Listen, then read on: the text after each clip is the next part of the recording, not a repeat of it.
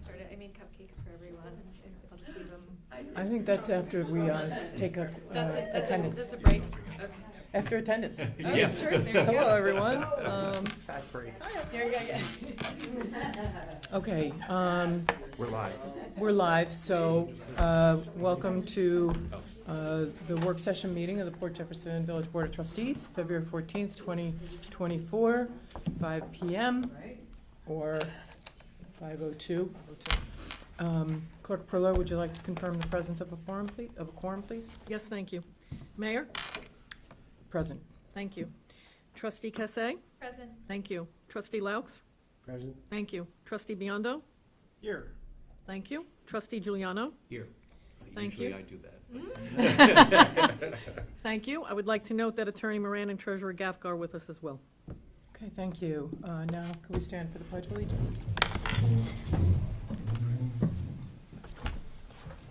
I pledge allegiance to the flag of the United States of America and to the republic for which it stands, one nation, under God, indivisible, with liberty and justice for all.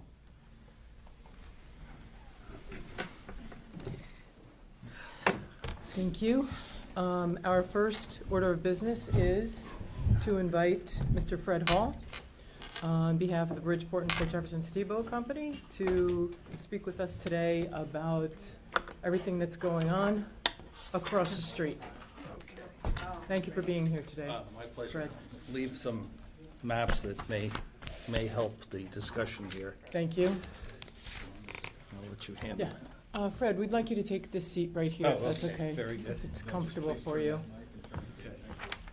So, first thing that I'd like to talk about is the problem with the entryway to cars coming onto the ferry. Okay. We have a couple of problems there.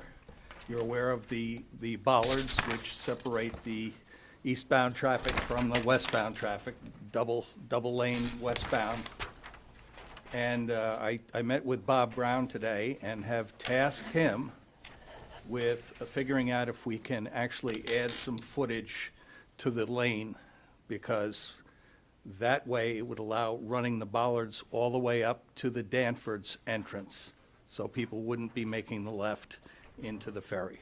They'd at least have an opportunity to go into Danfords, swing around, and come out the exit and come down the street as a possibility. So that is the big thing today. And What we're seeing a lot of is people coming down Main Street, making that right on Main Street and trying to turn left into the ferry and terminal entrance, which there is no Three-point left turn turns. there. Three-point turns. very dangerous, illegal, but turns. nothing ever gets written, so nobody ever pays attention to the Enforcement isn't signs. really, Enforcement is not there.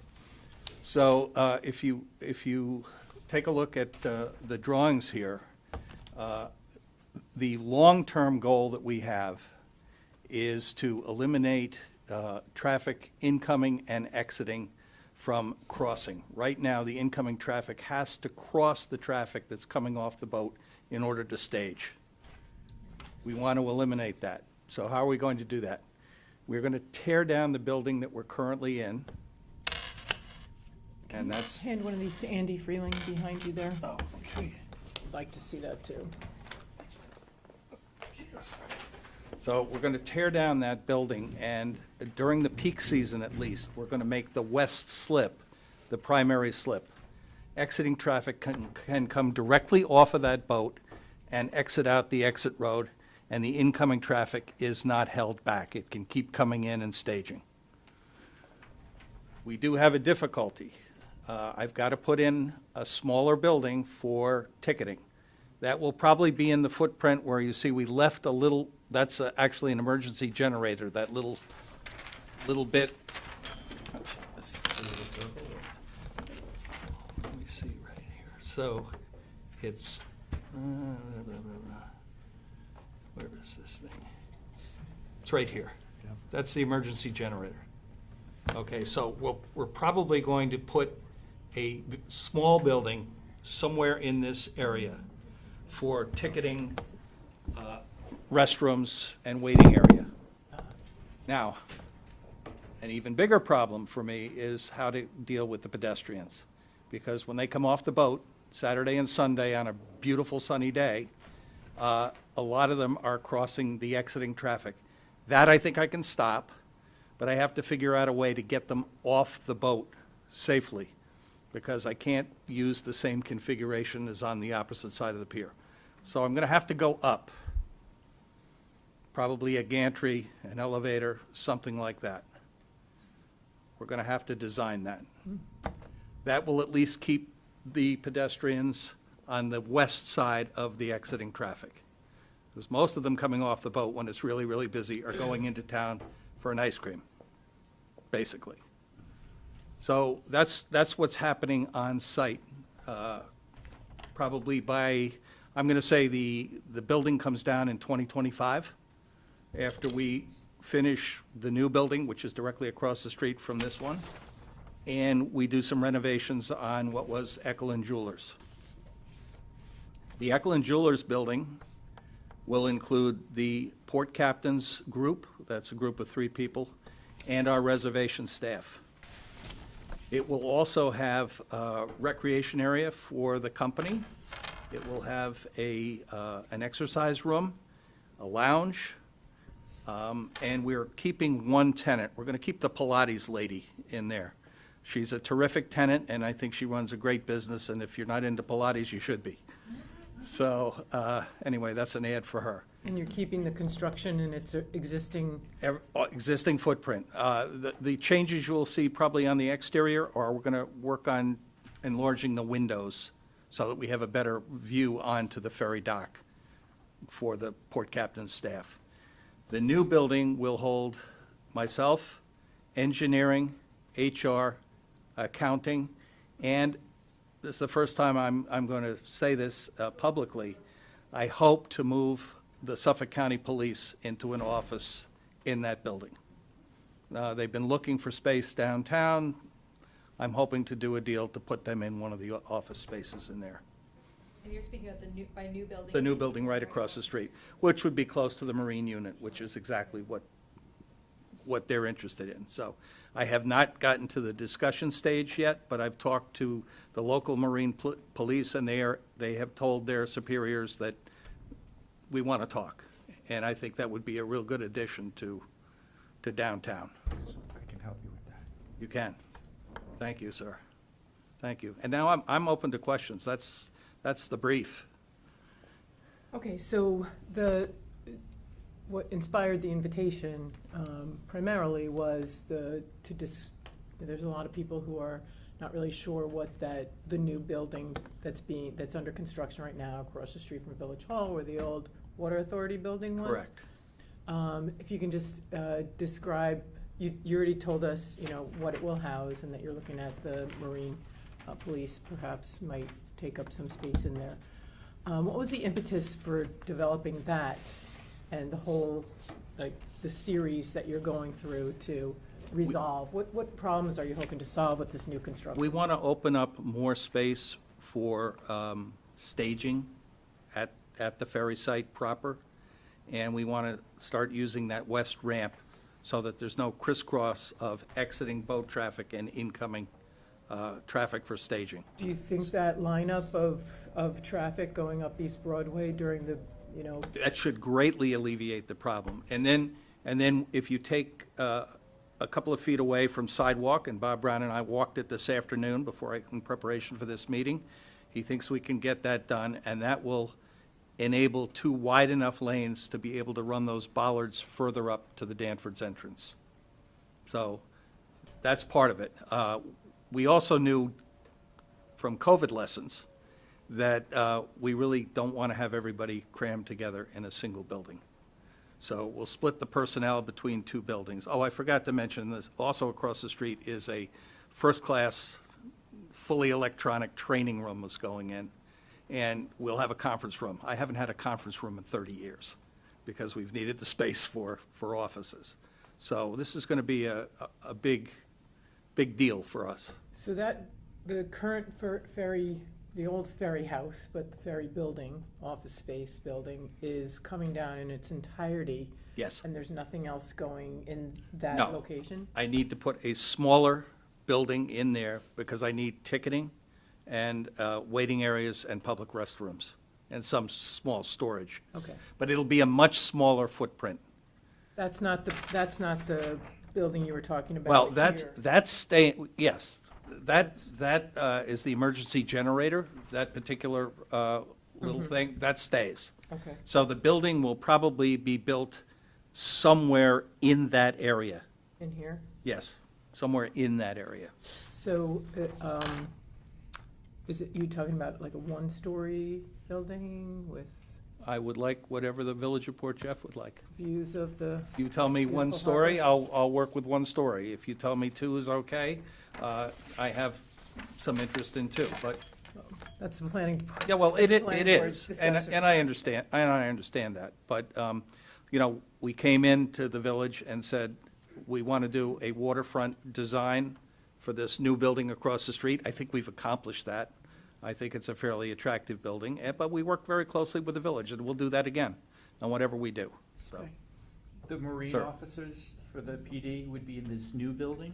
yes. Yeah. The one that's Not a huge office, you know, they're just looking for a place to hang their coats, basically. Use a bathroom or something? Yeah, or- yeah, exactly. Mm-hmm. Now, Fred, with the bollards, if you move the bollards, traffic coming west will not be able to make a left-hand turn into the parking lot where the old Echelon parking lot. Yes, that is true, but I think it wouldn't take too long for people to adjust to that. I think the benefits outweigh that particular problem. I don't see it as a problem. Okay. You could actually make the right past Fifth Season, Right, come and then around the go back. around the back. Yeah, that's Well, right. But then Yeah. that parallel parking, is the parking off? Is the parking angled there? It's angled, I think. The angles might be the wrong way. And it might be a one-way Right. from, but is But that? that's, This can be but overcome, that's I your think. property, so that could be Right, worked. right, yeah. right. We'll figure it out. Yeah. We'll figure it out. Yeah. Is there any discussion, I know years and years, the rumor always comes to talk about a traffic circle where the blinking light currently is. Is any of that footprint being discussed as part of this master? I think that the land required to make a suitable circle is probably not there. Even worse, I think a traffic circle is problematic with pedestrians. I think it may function, and there's no way you could unload the ferry traffic into a circle. Right. Okay, you've got 90-plus cars coming off the boat. You're not going to dump those in a circle and have anything but chaos. And I think it's pedestrians downtown are going to be the problem with the traffic circle. Yeah, yeah. No, I'm not advocating for it one way or the other. It's Yeah. just, anytime you say ferry, you know, Right. and remaster, then people bring up the circle concept, so.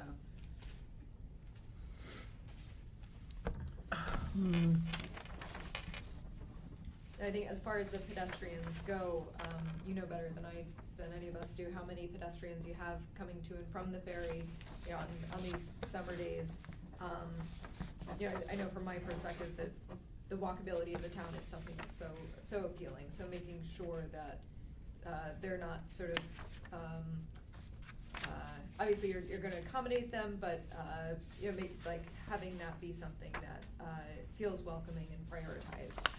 Oh, Not- absolutely. Yeah, not just like from a safety level, but I think people like that feeling of, you know, it's not this hub is not for cars and Right. people have to squeeze in, it's sort of, you know, balanced. And I know that, I think the chamber, I wanna say, got a grant for raised walkways, is that, no, I'm seeing. Okay, They anyway. uniform all the walkways in the village, but not necessarily raised. Very good. All right, all great things to come. So tell me about the sidewalk.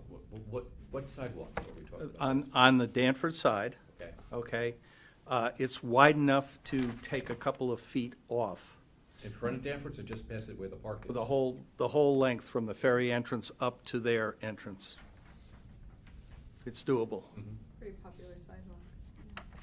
It is. It will be narrower, there's no question, but it'll still be, you know, to spec.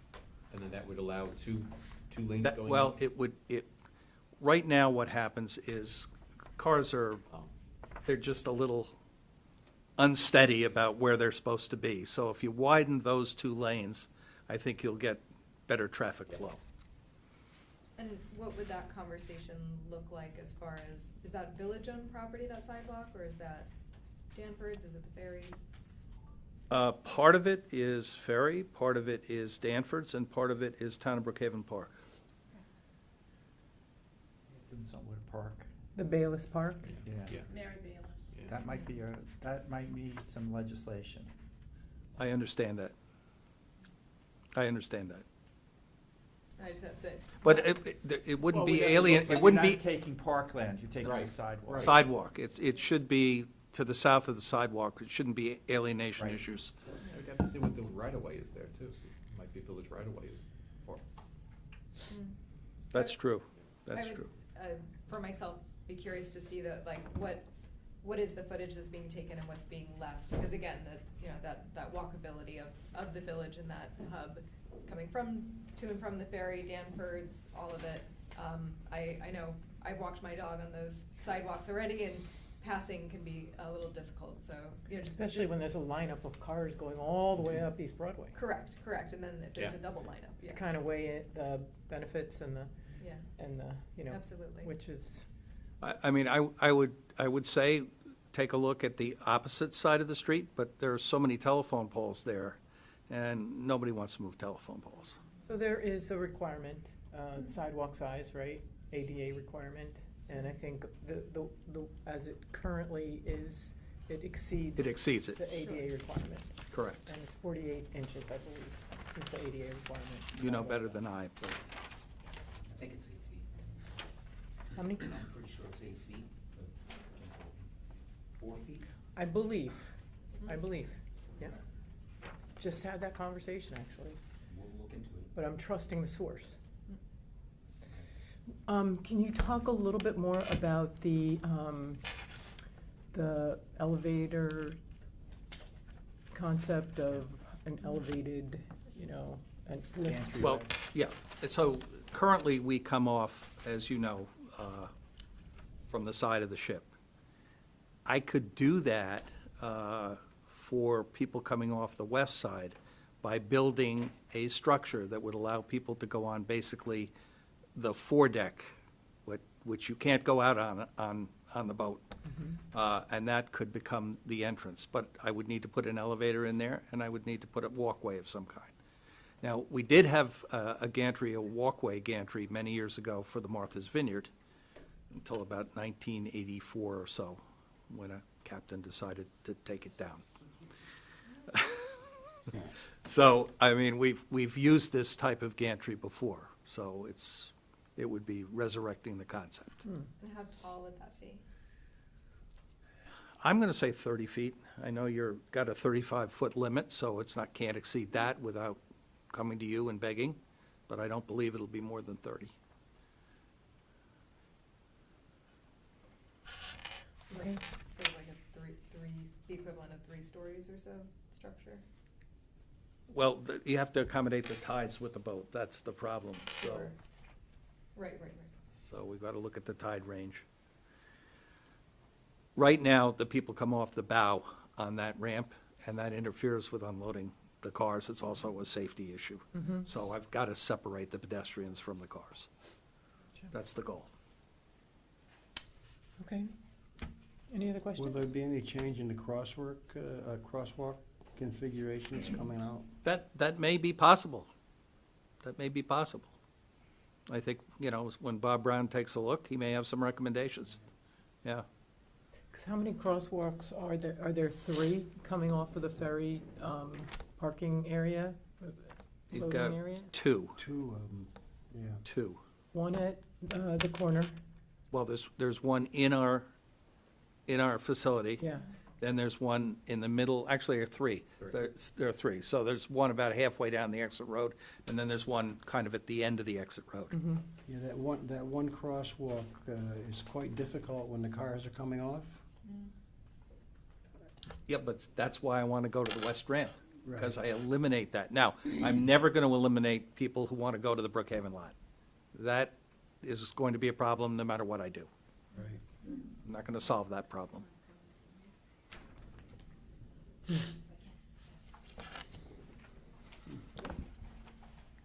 Okay, any other questions for Fred Hall? So the next steps, I guess the planning department would just be comprised of plans, and then the trustees would hear about that via, Right. So can I just, so this is leased property from the town of Brookhaven that the ferry company is on? Part of it is owned in fee simple, and part of it is leased from the town of Brookhaven. And the parts that are on the town of Brookhaven will be coming for site plan approval at the village? Yeah, Or they will? yep. Yes, they will. They'll make the village lead agency on that. Well, that's what's secret, but as far as the approval of the plan, that'll be. We'll have to notify them. Hi, Fred. How are you? Dick? Good to see you. Good question. Okay, Good. Well, thank you for having me in, and have me in anytime you want if you've got a question. thank you so much. Okay. and you Thanks, get your Fred. cupcake on your way out. Oh, thank you. Have a good evening. Just for- You too. Fred.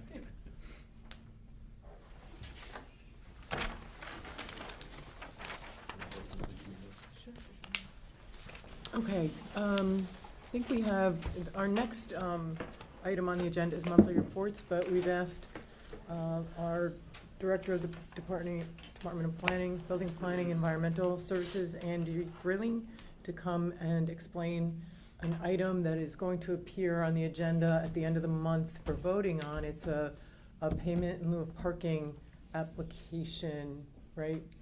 That has been discussed and processed through the planning board. And now it would be helpful, and so Mr. Freeling has come to the meeting today, and he's got a commitment, so we asked him to go a little bit out of order and talk through this pileup proposal for Earth Dog, correct? Yes. Okay, Good evening. good evening. It's my first appearance before the board on a work session, so if it's, Thank you for being here. it's a milestone. Yes, the application of doggy daycare is before the planning board for site plan approval. And as part of that site plan approval, we review the parking requirements, and the parking requirements for doggy daycare come up short. They, as you can see in the report that we provided you, they require 21 spaces, and they are short 17.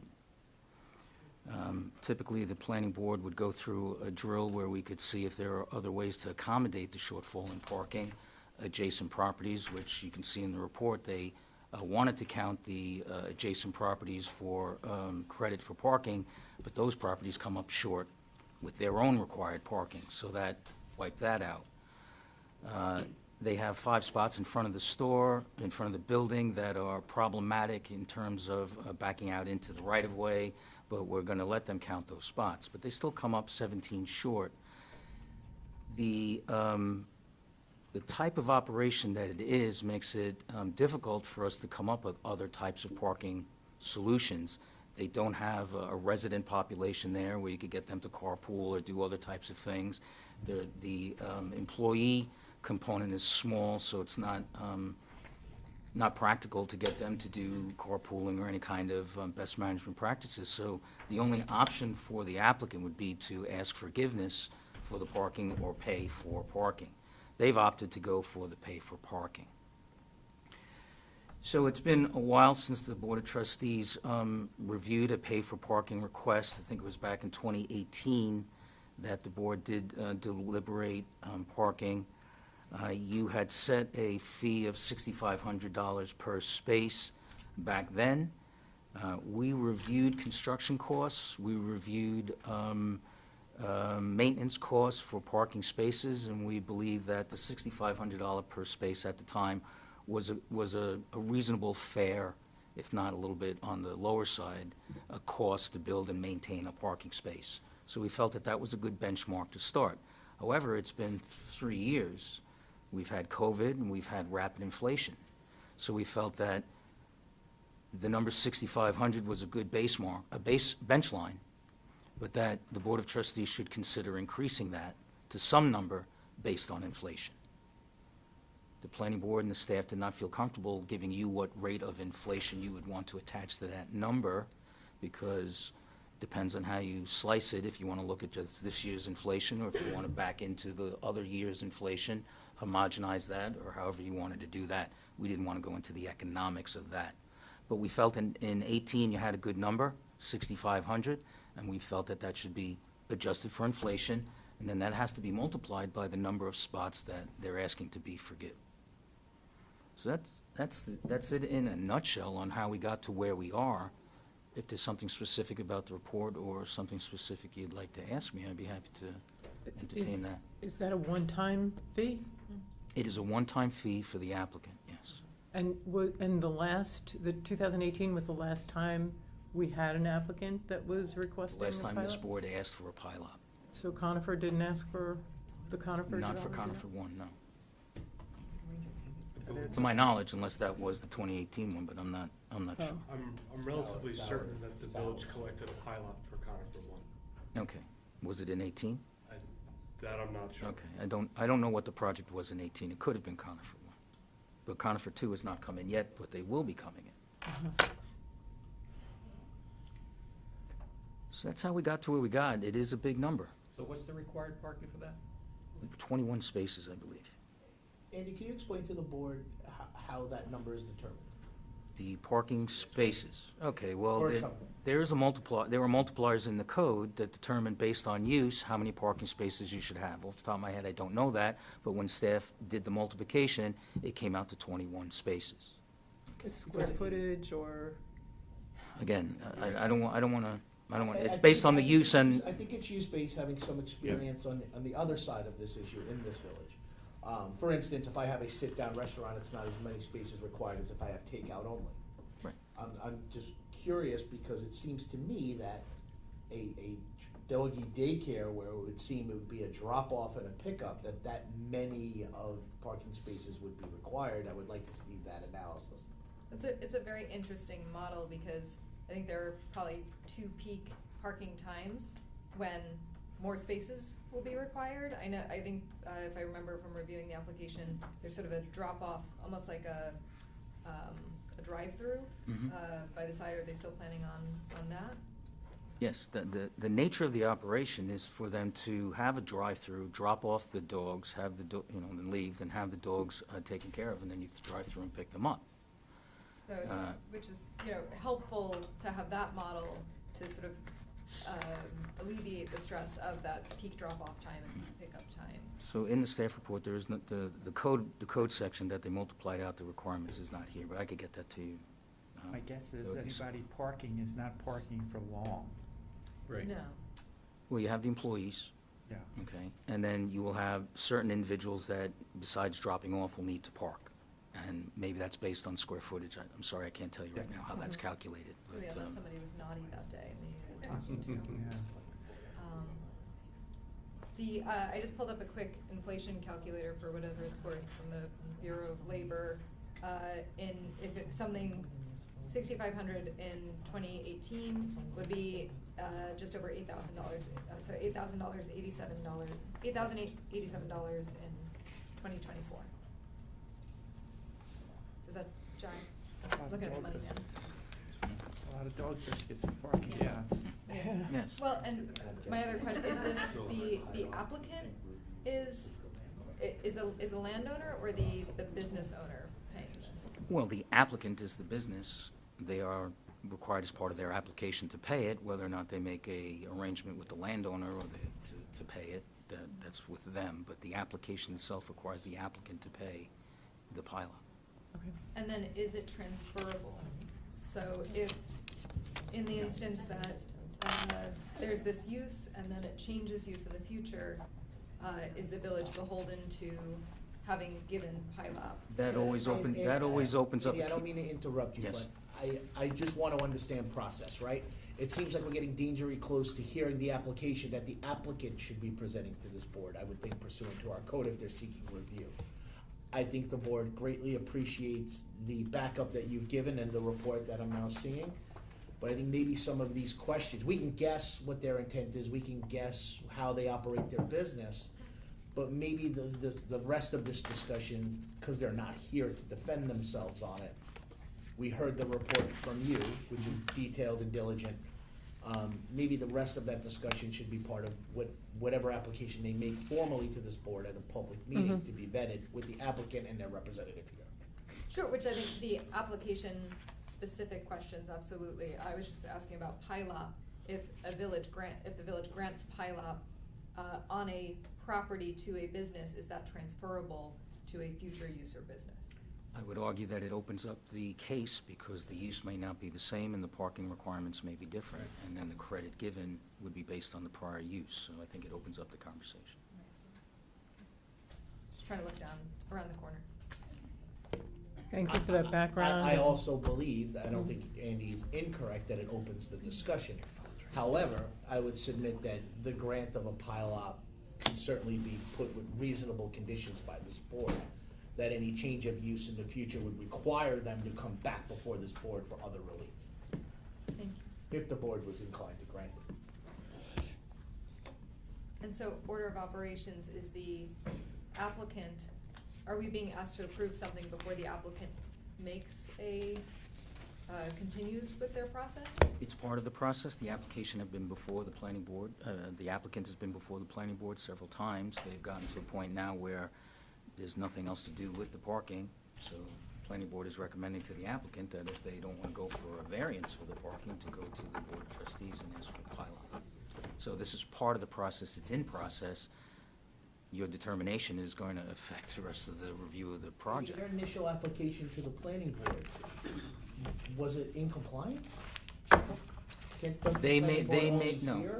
They came to the planning board with a formula on how they wanted to comply, and they were still short, not as many as the planning board determined that they were short. And that's where it ceased at the planning board, because they don't have a complying application, which is a requirement. Right. It hasn't been held up at the planning board. We still have other issues, but they're at the point where they're coming to you for the pilot. So, It's part of the process. work session, discussion, consideration, Okay. just awareness. Thank you for being here to And talk to us I'll get you the about it. calculation on that. Okay, Okay. Thank you. thank you. Thanks, Andy. Okay.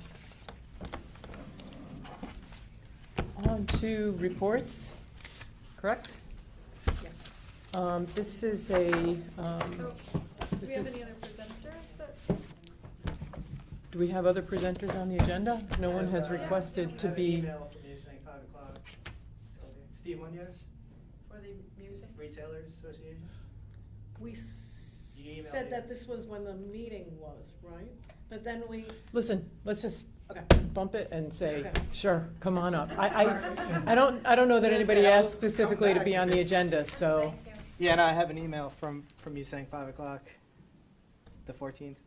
But Let's do it. Hi. we could reschedule if.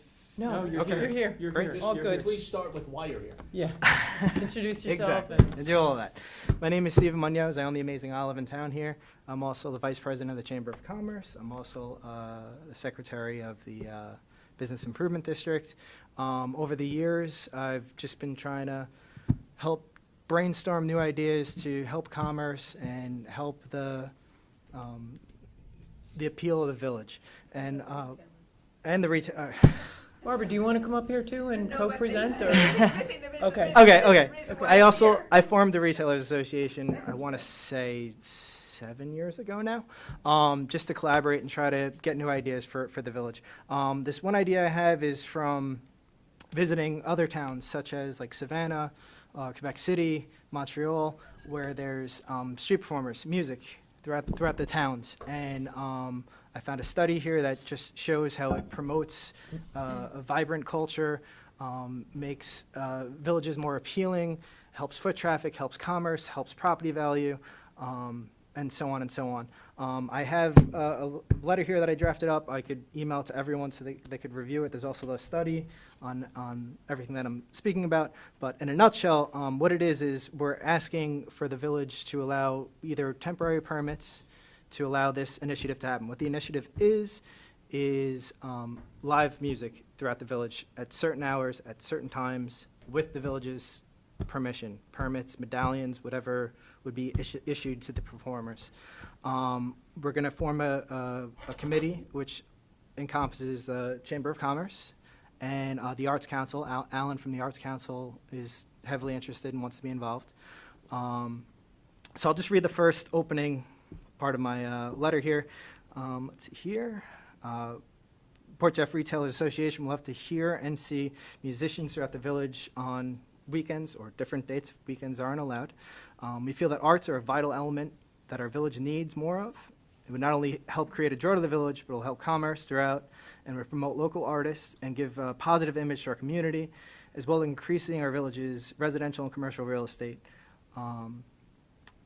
The issues that I've kind of brought up, well, the issues that I'm encountering is what types of permits are needed. Is it legal? Is it allowed? Are they allowed to collect tips? And can this be done on public property? The public property areas that I have in mind, Rocket Ship Park on the corner there. I have it here. I have a map, a whole bunch of few things. Are you envisioning something like what the MTA does with musicians in the subway? Yes, yes. Or other towns like Savannah, Quebec City, where, you know. Baker's Alley on East Main Street, Pocket Park on East Main Street as well.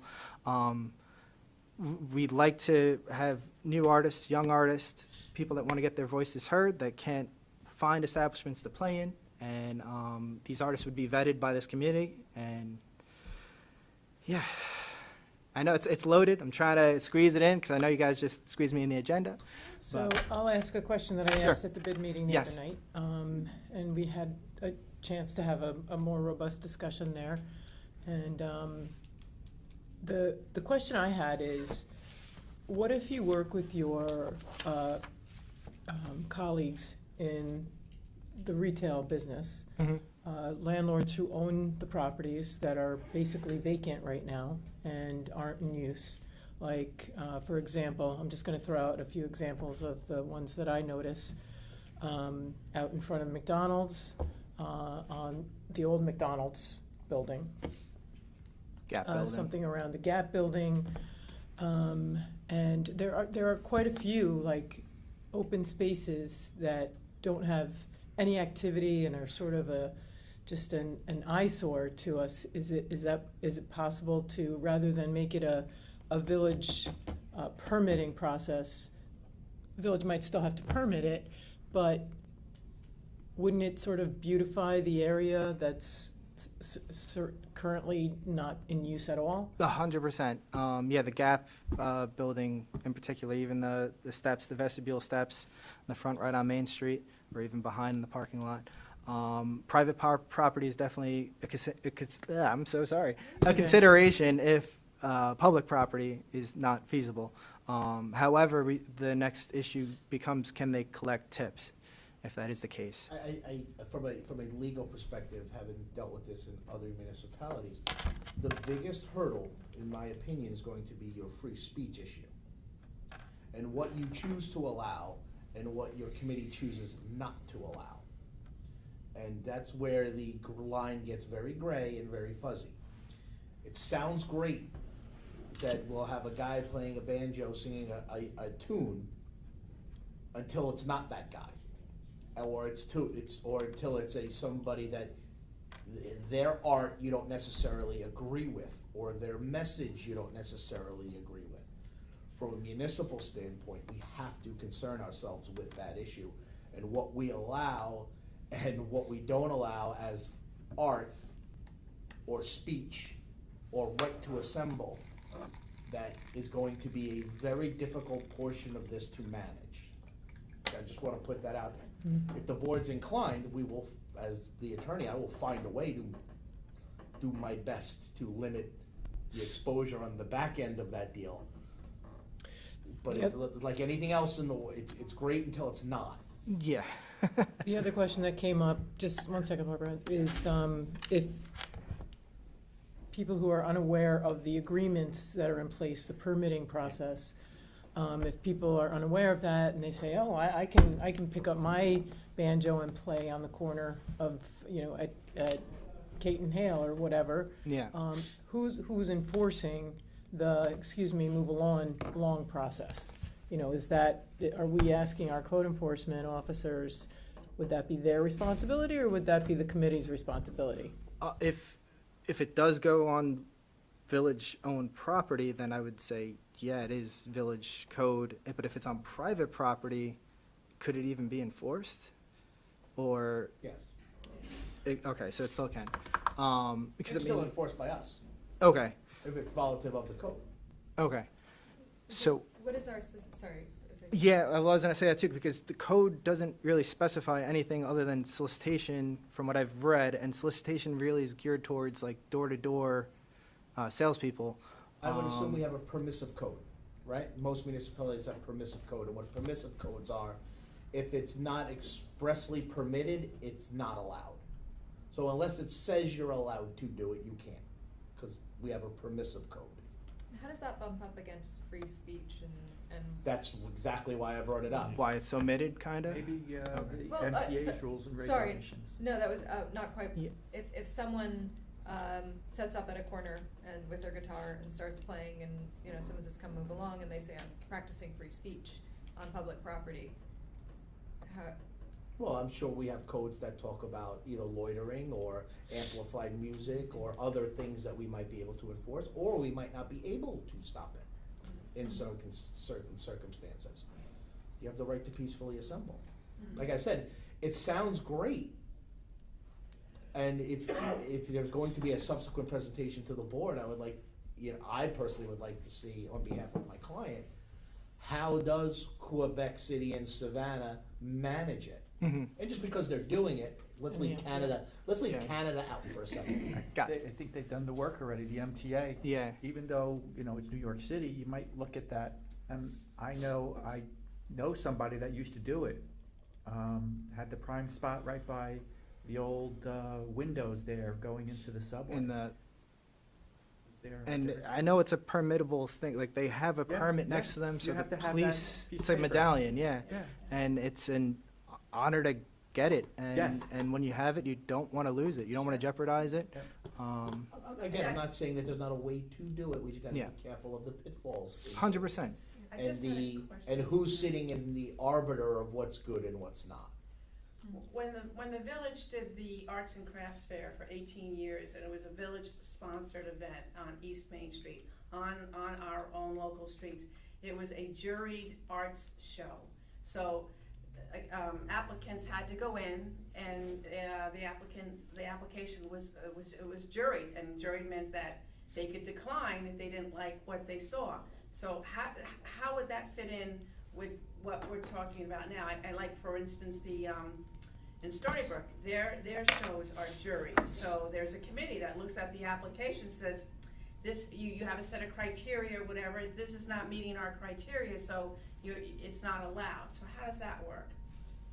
Okay. No, I'm just, I just don't know. my answer, I guess, would be,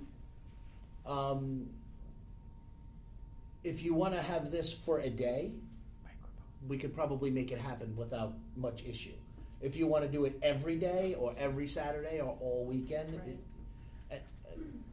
and again, just because it has happened in other places and other things, they're talking about art, which is purely subjective, let's agree, and I could cite one specific occasion in a local municipality where art was considered to be a phone booth full of phallic symbols, which Well, we led are- to the event never happening again. We already have a phone booth. I mean, I'm just, Well, that would in like graffiti, Exactly, no? too. That's graffiti. Whether or not private entities or Yeah. people want to submit to be in a show, a judged show, and you subject yourself to being accepted or denied based on, I'm entering this juried contest. I'm very I curious. think that might be the difference. And again, it might start with music. We have to be keenly aware of, well, I'm a juggler. Right. I'm a mime. I have art I want to do, or my art is playing this instrument that I invented. And Well, to there's a lot of things here that it And I can fill work, phone and booths certain with things it. could work, and if the board's inclined, we'll find a way. But we gotta be careful. We gotta be careful of one, who sits in arbiter and who gets to do it and not. So out of curiosity, the And I'd be curious to stage, see how the MTA handled it. the stage in Harborfront Park, from what I understand, it's a sign-up sheet just to perform on it. Is that correct? Yes. Yes. So if that is the I case, think like, the Arts Council works with the Recreation / Village Center Okay. Not for that, Identify. not for, the Arts Council might use that stage for their functions and it's allowed, but if you have something that you wanna go on that stage, you just fill out an application, and then they give you the timeline and when you can do it and how long you can be there. So that's It's just- different than it's- what it- we just heard but- described. but Well, it's- no one's vetting the artists. Right. Right, No, no, no, no. I'm not sure, I so am. Yeah. this is I a mean, good that's my question. guess. I'm I just- don't know the Other answer. municipalities are doing it, the MTA does it, we've got a bit of a framework there, I think, I Yeah. think you can start. Can you, looking can at you go this. back and look at? Of course, yeah, honestly. Standards that are followed and. This whole procedures? proposal, like, I want to do everything the right way. I want to make sure the village, we have the blessings from the village. And if it is going the private property way, again, want to make sure that everything's on the up and up with the village. We would be the first community, I'd say, in Long Island to do something like this. And that will draw attention and people who want to Mhm. perform their art. Right. Yes. Just say that. Well, I think to Trustee Bionda's point, that looking at what the MTA has set up, and seeing that as a model, because it's sort of geographically the closest. Obviously, we're a little smaller than New York City, but still, there's that framework I'm sure available. Corporation Council in the city took a hard look at what they're doing, granted they're, Is it just It's music, much do you know, trustee? pardon me? Is it just limited to music, do you know? I've only seen I've only- music. yeah. I've seen mine. And because it's New York City, are they allowed to do other things in other areas? That mean, I look don't at- In know. look order at not Times to Square. I know. discriminate? But look at Times Square. I know. They have all those performers. Yeah. All permitted, that's what I say. Yeah. If you allow one, you might have to allow It's okay, all. we can Yeah. allow mimes in the light industrial district, which is where we put everything else that we don't allow. So that's all, it just might be Yeah. a slippery slope, is all I Right. warn. Worth a look, though. Absolutely. Yeah, I would love to see what the MTA does and see if it's possible, if it's not onerous for the village. The other aspect of the private property is, it means that people just can't come and stand on the sidewalk and perform. It requires permission Yeah. by the owner of the property. So, It would have to be on private property, not public. Sidewalk is public Correct, property. Well, they would have to perform on private property. Yes, yeah, yeah. Public. And then the other thing with tipping, is that allowed or not? I don't know. I didn't hear you, sir, I'm sorry. was wondering about tipping. So if it is on private property, are they allowed to Soliciting. receive? Let's crawl before tips? we walk. Yeah. You know, I mean, all of that I'm sure could be worked out. And again, I'd be curious what the MTA, Me too. Yeah. And again, I don't think we should limit ourselves to what the MTA does Right. in that particular area of the terminal, but what the city does to allow Right. the expression of art throughout, let's just say. Yeah. Times Square is the prime example. They're having Exactly. problems. And maybe that's Yeah. the deal that was cut. Yeah. And So then you you can have- do Envision here, this you can do happening there. On a regular basis, or?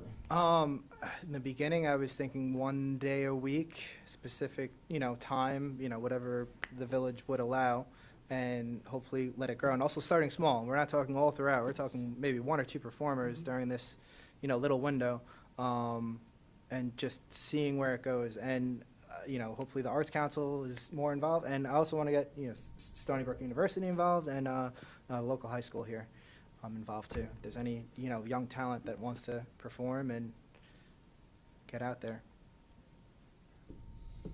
all right, thank you. Just Oh. a quick couple points.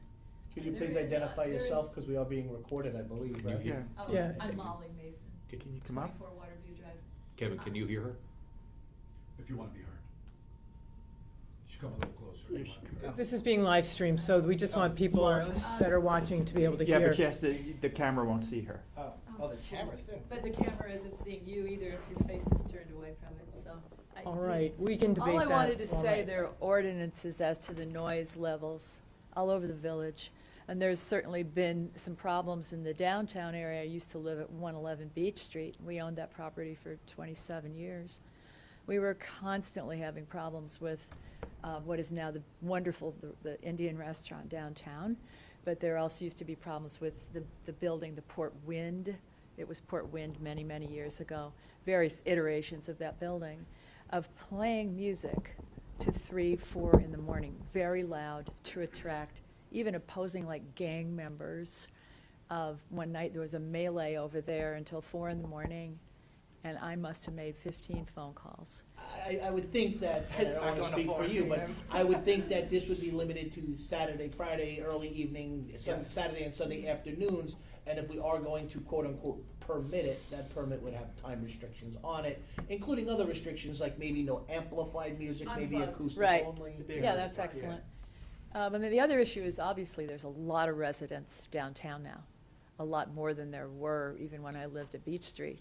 There's all these apartment buildings now, and those people may be very irritated at music being played at 11 o'clock at night. Again, I don't think that's the intent at night. It's to draw people to the Daytime. merchants during the Yeah, day. okay, but I think that is something that you really have to consider as quality of life issues for the people that live And I think and as, work. as Attorney Moran stated, we have to crawl before we can Well, I walk, like and we that. can work all this Yeah, out. if you I see- think we have the germ of an idea here that Yeah. sounds really good, and let's see if it's workable. Yeah, I mean, nobody lives right above Penn Station, I to hear my you. knowledge. Yes, Right. So absolutely. That's A completely lot of different. people live in Absolutely. Penn Station. Yeah, they're in the heart of it. They're in the heart of it. They're partying. Your point is well taken, because I hear the music too where I live. Yeah. Yeah, Now, this But I would, will say it stops promptly, usually at 11 PM, bang. Didn't used to be the case. I know, I know. Not on where we live. so yeah, no, this would be a daytime thing when specifically retailers are open. This is a retailer idea throughout the community that we're trying to get going to see if it. okay, so next steps. I think everybody received the correspondence from Director of Operations from the Chamber on behalf of the Retailers Association, right, back a couple of weeks ago. If that's changed a little bit, okay, so Barbara's shaking her head saying, no, it hasn't Yeah, changed. it hasn't. So, what, I guess our next steps are to. If anything, it'd be just the Arts Council wants to be involved. That's the only change. So- And look into, what process you would follow, what systems you would, like, look to as a guiding resource to putting this together in terms of permitting and what other municipalities or what the Mhm. city does. If you could find other municipalities that are smaller in scope and structure, that sort of are more mirroring Our village. ours, that would be a little bit more easier to digest, I think, and kind of correspond with what you're looking to do. So, and also talk to your, if you haven't yet, if you can talk to your, the landlords in the community to see if they'd be open to this, because I think that personally, I'd love to see somebody standing on the patio of the former McDonald's restaurant, performing and bringing some sort of life over to that area, as well as behind the Gap building or in front of the old Gap building, or wherever it may be. If that idea was to go forward, say that we got permission from a variety of private landlords, McDonald's, the Gap, and there was a performance. And I know, the Steam Room private, they're in favor of this. So how would we proceed? Would we have to, if it's on private property and they're allowing some guy to play a guitar, we don't necessarily have to go for permits. We might tell code that there might be these people around so they'd be aware of it, but would there be anything else as far as process if we were able to move forward for this season, if we got the ability to have some of these performers stay on private property? I still think there's Well, here's the problem. You have let's just take a McDonald's, right? Probably zoned for that specific or particular purpose. Now, if you're changing the use of that private property to something other than a fast food restaurant, then there may be site plan issues associated with the congregation of the people on that property. Your biggest hurdle, I would think, with that would be, I love the guy playing the guitar on the steps, so I threw my blanket down, but I threw my blanket down, and then, I got the guy next to me threw his blanket down, and it happened on my private property. The fight broke out, my jaw got broken. Who's responsible? It's going to be insurance issues with Well, that. if you- I like far better, and I think it's far more doable from just a being able to accomplish something, because why would a private landowner subject himself to that possible liability? I think if it's going to be done, we should find a way, and what I would guess New York City and other places do, Las Vegas, they create areas where when you go there, you expect to get hounded to see a card trick or take a picture with Minnie Mouse, because the city created it that way. So maybe the better idea would be create areas. Music performance zones? I think- Something? But you keep saying music, I'm telling you right Okay. now, it's going to be an issue if you limit the art. Okay, And again, I'd love to see how the city does it, okay. but if you go to other places like Times Square, you're gonna see everything. But you expect to when you go there. Do you expect to go to a quiet, grab an ice cream cone and take a walk with your dog up and down the sidewalk? Do you expect to pass 5 musicians of different ilk and skill Or the naked cowboy. or the naked That's what I cowboy was just and that art? That's what I was just. I think I'd be doing more walking. Just do a lot more walking. Yeah. But again, the village board wants to support it. We'll find a way to do it. It's just we just gotta tread lightly and crawl before we walk. And I know you probably want to implement it this season, so So can we ask that you bring back some examples of where it's Best working practice. and how it's working and, And well, if there is any kind of they permit do it. system, Yeah. I mean, would it be just a temporary permit? Because nothing's in code for it, right? let's see what you come back with Okay. what other I mean, I communities know are for doing. sure the MTA definitely has, it's in their law, there's medallions they issue, so it's definitely in their code, or, Probably on their website, how to apply, what to Yeah. do, all that. all right, so just dig deeper. So, it'd be Cool. very exciting, thank you. Thank you so much for your time. Thanks for You squeezing me work in. directly with the clerk's office on it when you come up with some, Yeah, definitely. Sounds to me like it might be easier on public property. yes, that's what I'm hearing. Yeah. I can't Yeah. imagine any any owner. Bad of property idea, being like, bad "Fuck, idea. congregate over here." Right. Well, and potentially starting with just Unless it's one zone occupied. that's not necessarily in Again, people's unless spaces, it's but occupied. like Yeah. the pocket park at the bottom of the Pasta stairs. Like people, if someone doesn't want to be passing by a performer, then they can go a different way. And it's not, but it's creating atmosphere in a place otherwise that's. 1000%. Thank you. Thank you so much again. Thank you. Thank you. Okay, back to the agenda. Monthly reports, I would like to start. Yes. Yep. So kind of what we did this meeting, this work session, is to take the commissions that each of the trustees are assigned and ask, so what we've done is, as we know from last month, is we've asked each of our department heads to come up with a report of their past month's activities and looking forward if there's anything they'd like to bring to the boards and the village attention. So from these reports, which are pretty comprehensive, second month in, pretty comprehensive and useful,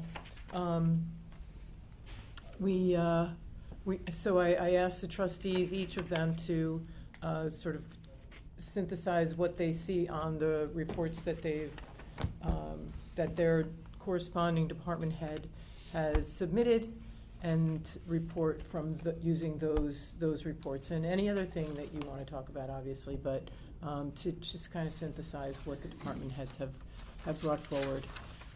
So I will start with public safety. Chief Owen submitted his report. It wasn't much different than what he reported in January at the end, at the meeting on the 31st, but what has happened in between, and I'll briefly mention here, is that Chief Owen is working on establishing patrol sectors in the village. So patrols, and he and I have been talking about this, patrols will be assigned according to those sectors, and we thus will have more visibility of our code officers. They'll be recognized and seen in the regions of the village in which they are patrolling.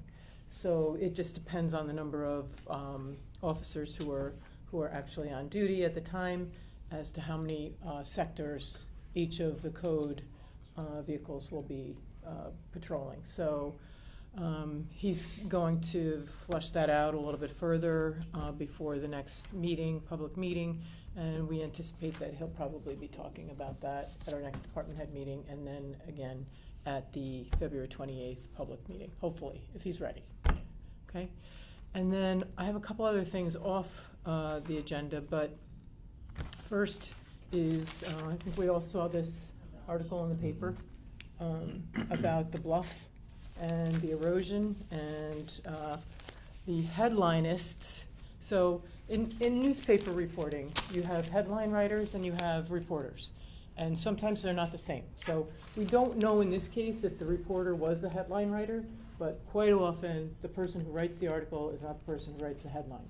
And in this case, I think the headline that was written for the article, "Uncertainty Looms Over the Future of Port Jefferson Country Club," is disconnected from the actual article. So I wanted to call that out first, and we did get some feedback from the community on that article. But what I wanted to just say, in terms of a brief update, because this is all we have at this time, is that we do appreciate the attention from the local reporter about the bluff issue. I'm glad that it's being paid attention to. It's on the forefront of our minds, everyone sitting here, I'm sure. We've been over there a number of times. I've been over there walking the area and trying to evaluate and understand what's going on. We invited the design engineering firm to come in, along with the contractor who built the project.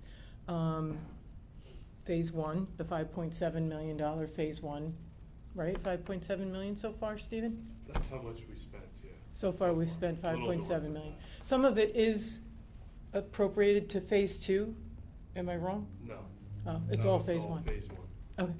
Okay. So we brought them in and said, hey, what do you think happened here? And so there's some theories that I cannot prove, so I'm not going to talk about them here. I'm not an engineer. Thank you.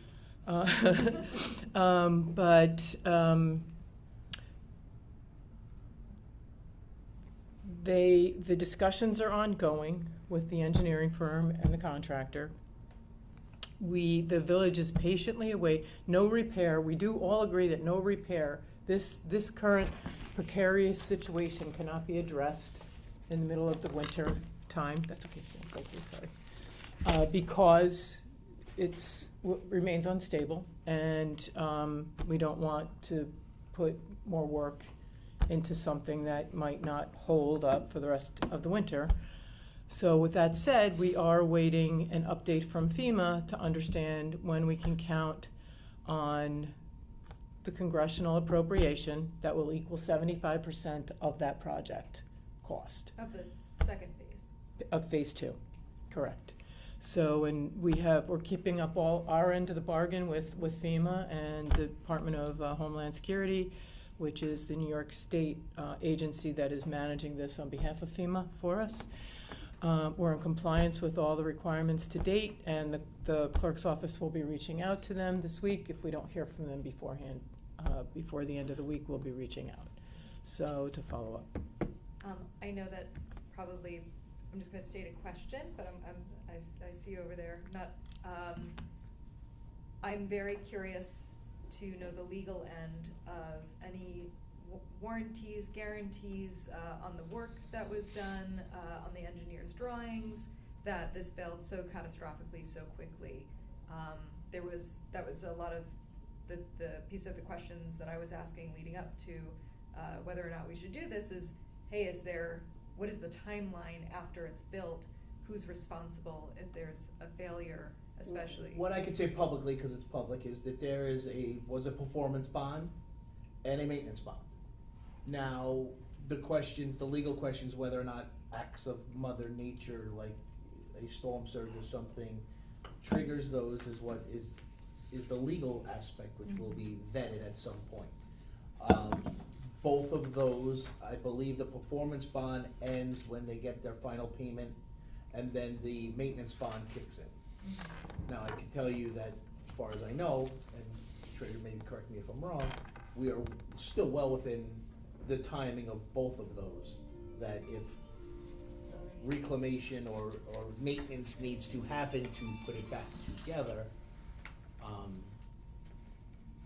Whether or not it falls under the maintenance bond is what's being vetted now.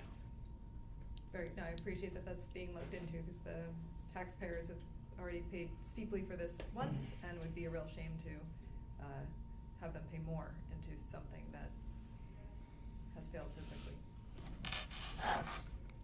Any other questions about the bluff? I'm not in charge of the maintenance. Go ahead, Molly. Shaking your head. Go ahead. I think people in this village are gonna be up in arms, because, first of all, we weren't allowed to have a referendum. Do you want to come up to the microphone so people can hear you? The taxpayers and the people that live in this village were not allowed to have a vote on a referendum for this issue. 5 million, $10 million, $10 million altogether. That was deeply disconcerting to almost everybody I know in this whole community. That was under the last administration. I know that's not the intent at all to go forward with that kind of conduct anymore, and that's a very good thing. But I think the public has to know what you're planning to do here. When I'm a public sculptor, I do projects that cost a great deal of money, and I always have to hire engineers and architects, people testing wind load, people testing the geological structure of what's under the ground there, how big is a footer I have to build as part of my work to be outside in particular. Is it a hurricane or a tornado zone? All of those things have to be considered. Then if something that on my end is a failure, then I'm responsible for X number of years for going in there and fixing it. I have never had to do that in a 40-plus year career. But I'm just saying. How are you building bluffs? What? How are you building bluffs? Oh, I thought that was looking very sketchy the first time I saw it in its completed state. It just seemed way too superficial. You use corrugated metal down into the earth. Steel, is that what they used? Mm-hmm. Yeah. That has not a very long lifespan in moist soil. I never use it. I only work with stainless, but I make art. I don't make reinforcement structures for gigantic bluffs like that. So what I'm saying is, I think the people in the village want to see what you're going to be doing here, and that article last week was shocking to the people who live here. And we thought, or at least people I talked to, where does the insurance come in? For the construction company, for the engineering company. Again, I know we want to provide those answers as Yeah. soon as they're available, but what we will not do is Jump the gun. I would submit, from my perspective, that the headlines were irresponsible in my eyes. Yeah, I mean, I understand Not what Lauren was understanding saying. the total picture. But again, we have to wait and see how the person holding the maintenance bond and the performance bond, how they posture. And if it needs to be litigated in any way, shape, or Yeah. form, we're not going to do it in this forum, Right. obviously. Yeah. I believe since I've been here, it's always been the intent of this board to everything that they do legally be vetted in public. Well, So that's excellent. open and honest and transparent. That's excellent. And I'm sure that is the intent here as well, once we I think have maybe it'd be the just- information to give. I think it'd be excellent just to let the people in the village know that, since again, I'm going to go back to where we weren't able to have a referendum. I didn't know about this until it happened. So I just think you have to be more transparent with where this is going. We've got deluges of expenses going on here. It costs $55,000 a year to educate one student, K through 12 in our system now. We are crashing and burning. Different board. I know, I'm going there too. It's not a glide path, it's a crash landing. But it was all these things are interconnected, because we lost the power plant because not enough people cared enough about other ways that could have been utilized. I was deeply involved in that for 7 years. But anyway, got a lot of issues that are very negative for the financial picture of people that live in this village, or the tax issues in the village, tax issues in Brookhaven. You all saw the article in the Sunday paper about school districts on Long Island. This affects the towns where you live in, obviously, as well, since the biggest part of all of our taxes here are the school districts.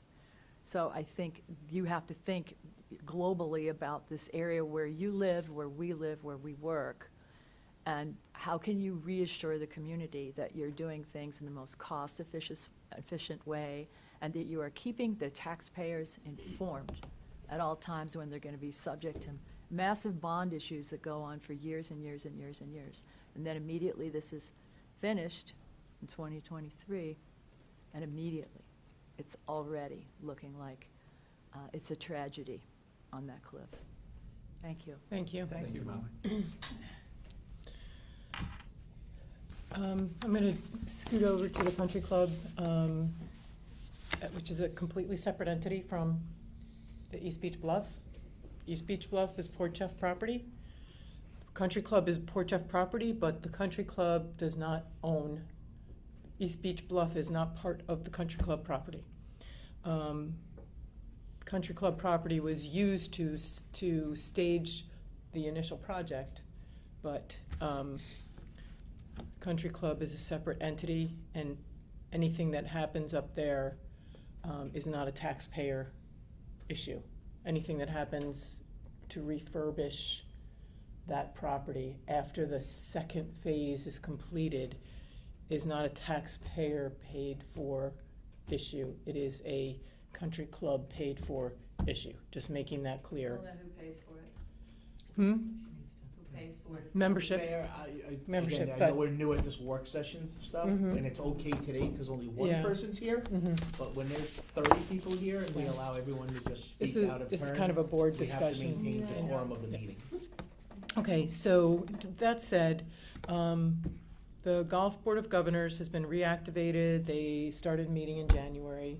They've had 4 meetings already. It's been a very successful launch of this ambitious group and very engaged group.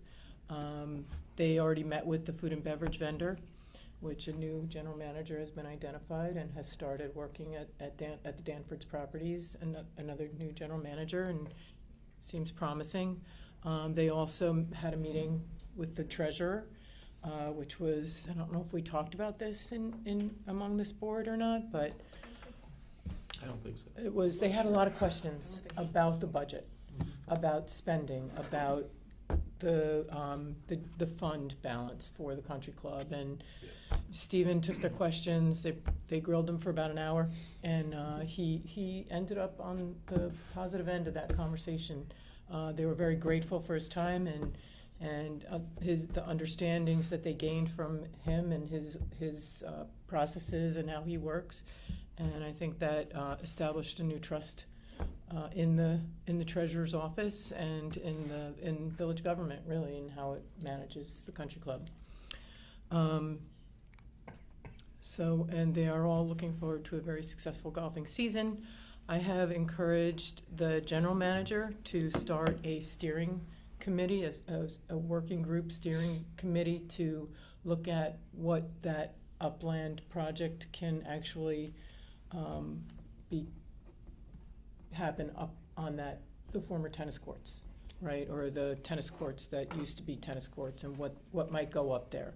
So there's a lot of interest from the tennis members and even golf members in general, who are interested in seeing what happens up there and want a say in what happens. So I've encouraged Tom Natola, and he's very receptive and is very agreeable to this, start a steering committee and take that process forward. So the time is right to doing that now.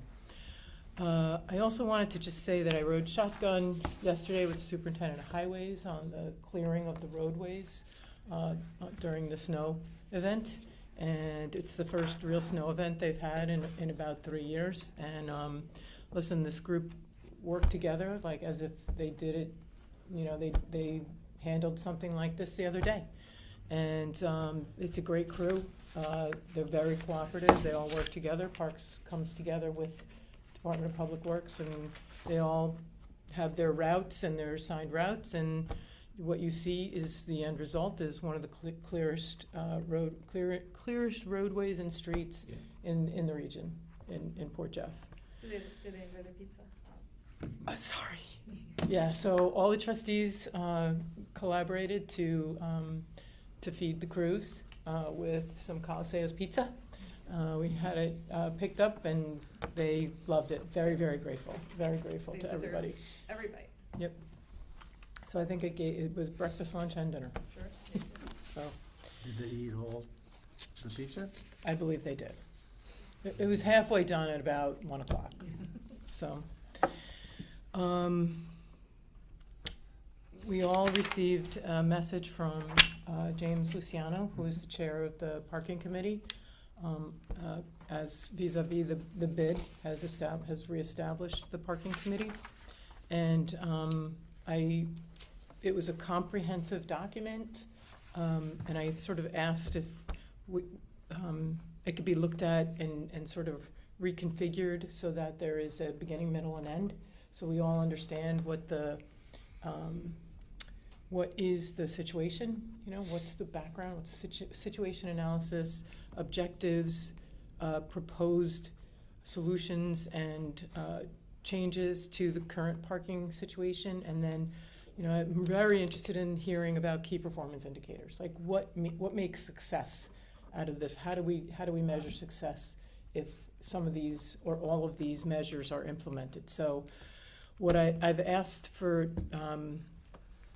Andy to take that back and work with our parking administrator, Kim Wood, to come up with, using that information to sort of reformulate that document so that it addresses those things.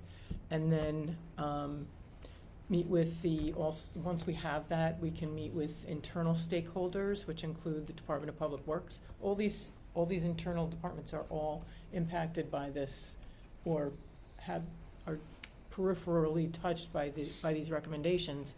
So DPW, code enforcement, the Justice Court, and one other, code enforcement, Justice Court, DPW, and who else? There's one other. Parks? No, no, but The treasurer's office? Treasurer's Office, yes. How could I forget? Many. Thank you. And so waiting for that meeting to happen, and then what I would like to propose is that we meet again at another work session next week. If we can find a time to meet next week and just specifically have a dedicated meeting related to parking, because their interest is to implement these changes for the upcoming season. And as you know, we have a voting resolution session meeting on the 28th of February, and then the next one will be that last Wednesday in March. I think they're looking for more time to implement some of these changes, so we kind of want to be able to vote on some of these. If there's low-hanging fruit, if there are things that can be done without voting, what can we decide to do to help them implement some of these changes? So, not saying that it'll happen, but I think there is a lot of low-hanging fruit in these proposals. So if everybody's available, we can kind of set up a time next week to meet, whether it's towards the end of the week or the middle of the week, up to everybody here, if you're all available. Yeah, I'm available early in the week, but going to a conference later in the week, so first, maybe Monday. Available most evenings. You're away Wednesday, Essentially Thursday, Friday? Yeah. So Monday or Tuesday? Let me look up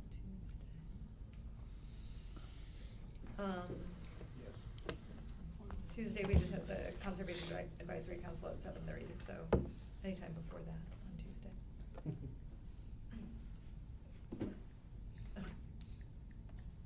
Okay, we'll ask Rita to send out some Yeah. times and dates. Mondays are better. Mondays or Wednesdays are fine for me. Monday's a holiday next week. Monday is a holiday. Right. And we need to advertise at least 24 hours, so We have a we 24 kinda need a hours. decision by Thursday to advertise Friday for going to guest Tuesday. Unless, because you're going away Wednesday, you said? Yes, yeah, and I have Are you going away Wednesday? Yeah, and I have a meeting Tuesday at 7:30 PM, but before that would be fine. I could do that. Earlier. 5 o'clock? 5:30? I can make 5:30. I can get here just about 5. Okay. If I shoot out, yeah. Gives us 2 hours. Yeah. Tuesday, Don't, 5:30? you know, you can start without me, I'll be here. Okay. Stan, does that work for you? That work? Yeah, anything after 4 is good. Okay. All right, there's a forthcoming resolution, and I think it does require some discussion here, and that is, we had discussed this a few months ago, but we're looking at putting together a proclamation and a resolution identifying or re-identifying Port Jefferson as Seawolves country. And so we had some preliminary conversations with the Community Relations Director at Stony Brook, and the prior, early, back in 2013, I want to say, this was done under the administration, former administration of Margot Grant, and there were signs that were placed in the gateway areas of the community that stated that Port Jeff is Seawolves country. Since then, we've done a little bit of research on just the relationship between the village and Stony Brook and why this makes so much sense to reinvigorate and reconsider Port Jefferson as Seawolves country. Couple of points about the university. It's New York's #1 public university. It is a flagship institution for the State University of New York. It's number 26 among public universities in U.S. News and World Report, and 58 among national universities in U.S. News and World Report. Since 1980, when Stony Brook University Hospital, this is in your packets, by the way, became the region's first academic medical center, Stony Brook Medicine has been a leader in healthcare. Stony Brook Medicine has grown to 4 hospitals, 5 health science schools, and more than 200 community-based healthcare settings throughout Suffolk County, serving many of our residents here in Port Jefferson, myself included, my family included. My daughter had her children there. The relationship between Stony Brook, not that that matters to anybody. So what? Yeah, big deal. The relationship between Stony Brook University and Medicine and the Village of Port Jefferson continues to grow. More than 500 faculty and staff and nearly 250 students live in Port Jefferson. And thousands of faculty, staff, students, and alumni are patrons in Village restaurants, bars, stores, and lodging. And the institution drives economic growth and helps Village businesses flourish. The Stony Brook community brings internships and research to the Village that looks to improve the health of Port Jefferson's harbor and beyond. We have 2 interns that we're working with right now from Stony Brook University. Stony Brook operates a shuttle bringing students to the Village for dining, shopping, and recreation. Stony Brook has been a longtime member of the Port Jefferson Chamber of Commerce and partner supporter of countless Port Jefferson traditions and events, including the Dragon Boat Race Festival, Health and Wellness Festival, and the Charles Dickens Festival, actually sponsoring the Charles Dickens Festival as a major medicine and university major sponsors of the Charles Dickens Festival this year and last year. Port Jefferson Harbor is home of the School of Marine and Atmospheric Sciences research vessel, the Seawolf, which we lease to the university. That dock space provides a service to the region through research, large-scale oceanographic sampling, and trawling. The Village Center in Port Jefferson is a venue that Stony Brook University uses, including their Osher Lifelong Learning Institute rents space there for their programs, and the Stony Brook Foundation runs events there, and we are currently looking to increase the opportunities with the university at the Village Center. And as we heard, at the many of us were at the Civic Association. A few of us were at the Civic Association meeting last Monday night. The Port Jeff EMS house, during which they discussed the relationship that they have with Stony Brook University and housing some of the students there who are paramedics and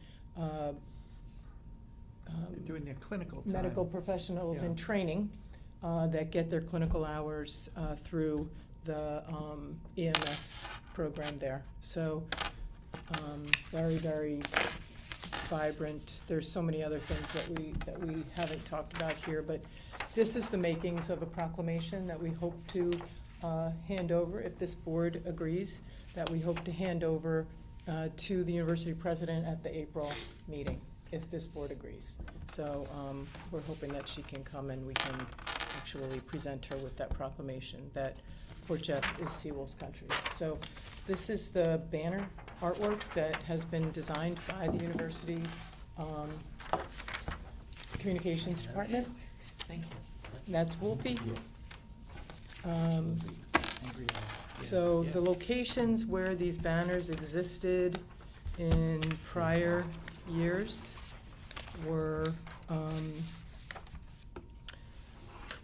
one on each side of the railroad station, on each side of Main Street, two placed on West Broadway near the former Graceful Rose Restaurant, one on each side of the road there, two placed on East Broadway, one on each side of the road going up the hill, heading east and west, and then two will go at Mather Hospital intersection, or two were located at the Mather Hospital intersection at North Country Road and Belterre Road.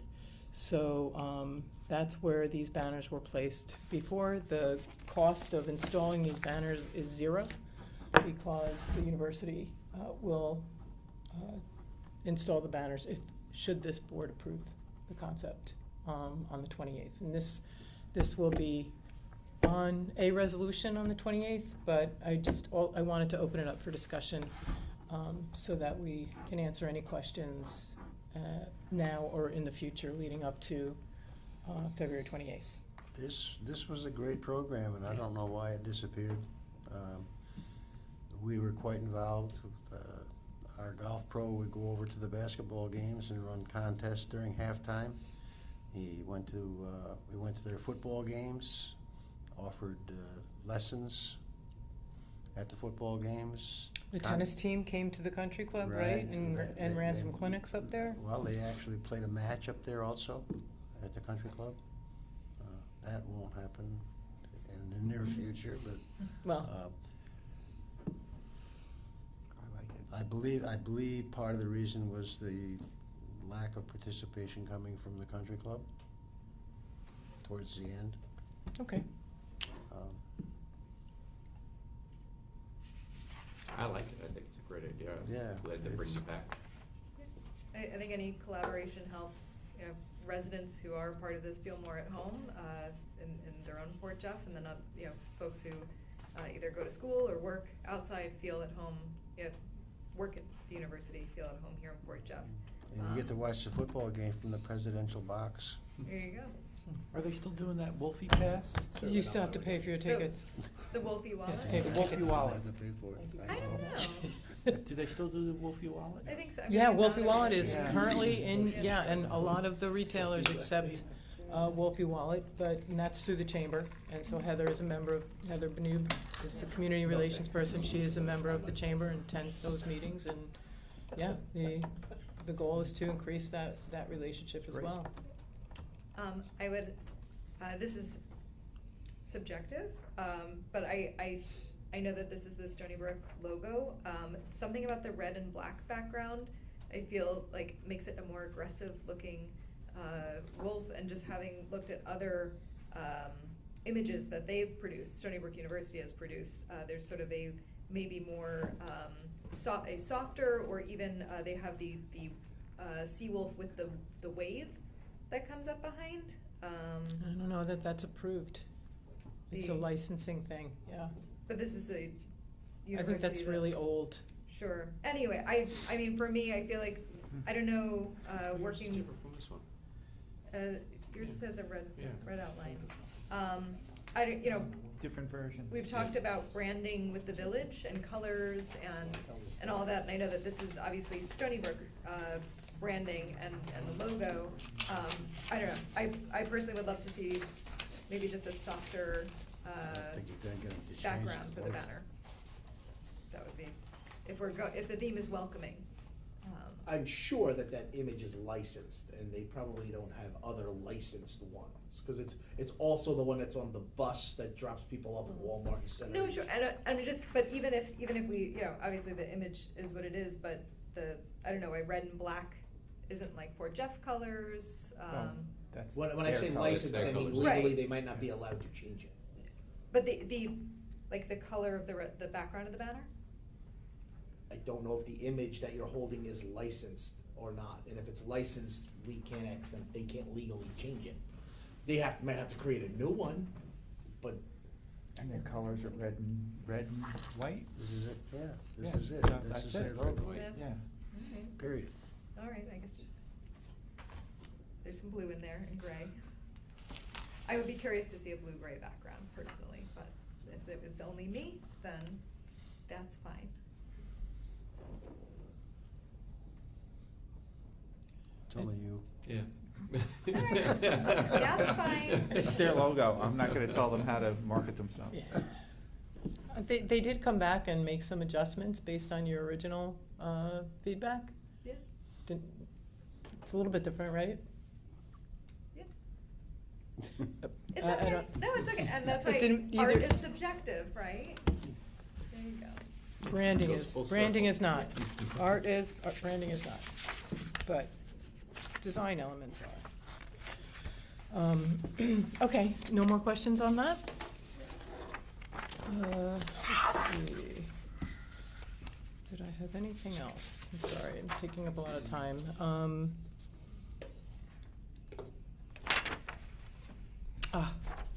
So Tooker House, we met with a special interest group of the Tooker House.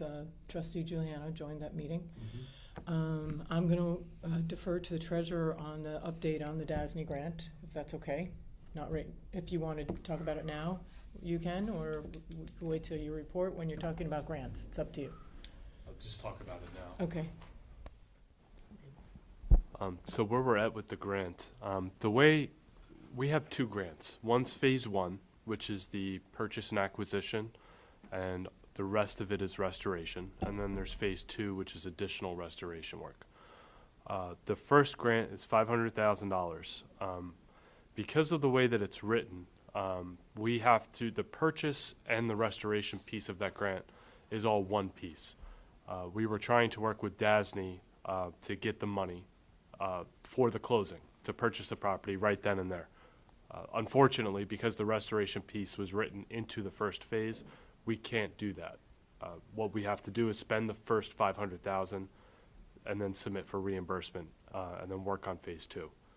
What we also have to do is show the availability of funds for this grant. We cannot use long-term debt, and DASNY views anything over a year as long-term. So bonding is out, and using a band pretty much is out as well unless we finish the project within a year, which is, based on conversations, is not really a feasible plan. So we have to have that funding. So we're trying to work around those obstacles and figure out, you know, what we have to do to get this process rolling. The first piece is getting an updated appraisal, which we're working on, and then we can submit the information to DASNY and begin that process of trying to find the funds to close on the property. And hopefully, they'll work with us to begin the reimbursement on the closing acquisition piece right away, so that the village isn't out those funds, because working any grant, really, it takes a long time to sometimes get that money back. It's not always instantaneous. The smaller the entity that you're working with, the quicker it usually is. You work with the town, it can be a quick turnaround. You work with the county a little bit longer, state, federal, so on and so forth. So that's where we're at with that piece in terms of the grant and the funding from DASNY. Yeah, and just, we need a new appraisal. We have an appraisal, which was done in 2021, and it expired in 2022. So the first thing DASNY DASNY grant administrators told us is they need a new appraisal because the appraisal had expired. So we're basically starting from scratch, and we have to develop a new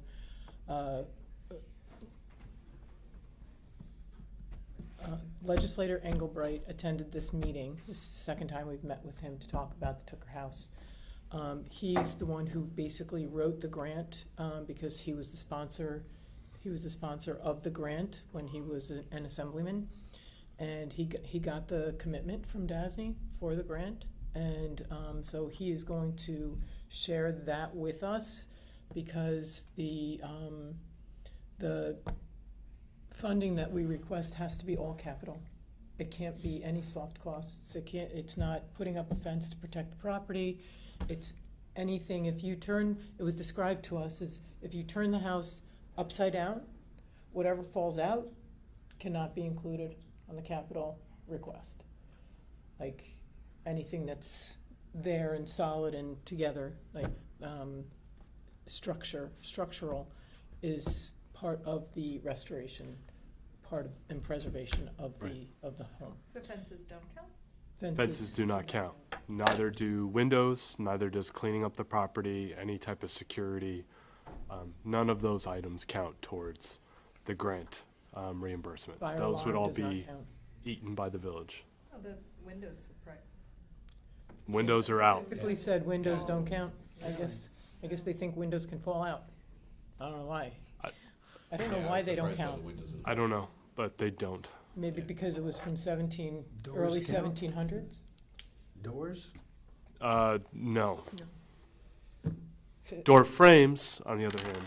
It's, so we have to be very specific about what we put for requests for reimbursement in that grant. So it's, speaking of which, that's the next item on my agenda is, we're going to start interviews next week for our grant writer manager. So anyone that would like to interview the candidates, let me know offline, and I will make sure that you have an opportunity to do that. Right? We're sort of establishing a committee for this position for interviews, and it includes the treasurer.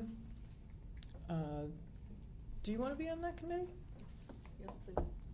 And thinking about bringing in Andy Freeling, and any one of you trustees that would like to be part of that hiring committee are certainly welcome to be. I would like that if it works with my schedule, but don't know about the process. It's, how important it is. Okay. And then one final item I'd like to throw out, and it's something that has been kind of gnawing at me for a long time. It's something that we've been missing in this administration, given all of the grants, the grant project management, the project management itself, capital projects, construction, the grants that we have that are outstanding, and we're just waiting for the county to say, go ahead and go out for RFP on one, and a lot of the flood mitigation type of grants. We need a project manager. We need somebody who can actually project manage the Bluff project, the Oakwood Road Basin Recharge Basin second phase. I can just go on and on Kind with of a the clerk of the projects. works type of. That's exactly right, Stan. So we are we're starting conversations about bringing in a clerk of the works as a position, full-time position. And Just happen to have this. Just happen to have this, yeah. It's been a long time coming. Thank you. Yeah, thank you. Here you go, sir. Thank you. So, if I understand correctly, or correct, that would, Roger Purcell is a contractor who's been kind of filling in this He's position? been a value engineer, Okay. and we need someone full-time. Yeah, that's Yeah. what so that would overtake that plus. Potentially, yeah. Mhm.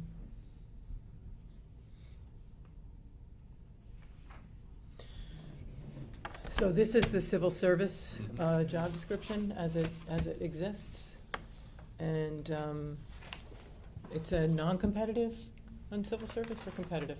It's No, competitive. It's competitive. It's competitive. Yes. So. And there's a list? There's people on the list for it? I do not see a current eligibles list, Okay. but I will confirm that with civil service, just to make sure the website is up to date. So I wouldn't it's trust the website too much at this point. I know. They're Yeah. still That's recovering why- from the cyber attack. I know. Yeah, that they're bringing it back slowly. I'm not sure all of that is up to date. And this is something that we're probably proposing for the next budget year, not within the confines of this year, probably. We would like to move sooner, though, Yeah. if we possibly could. And is there discussion yet on where that funding would be? That's, sort of- we just started talking about this today, so. Right, Stephen? Yeah. That is correct. So, he's, you know, he doesn't pull any punches on stuff like that, so. He's not turning gray yet, so. And he didn't go like this, so that's good. All right, so that concludes my report. Thank you for your patience. Sure, that's what this is all about. Oh, next up on the agenda. Me? All right, so touching on the DPW, just some of the highlights from what Steve said. I think everybody has his email in your packets.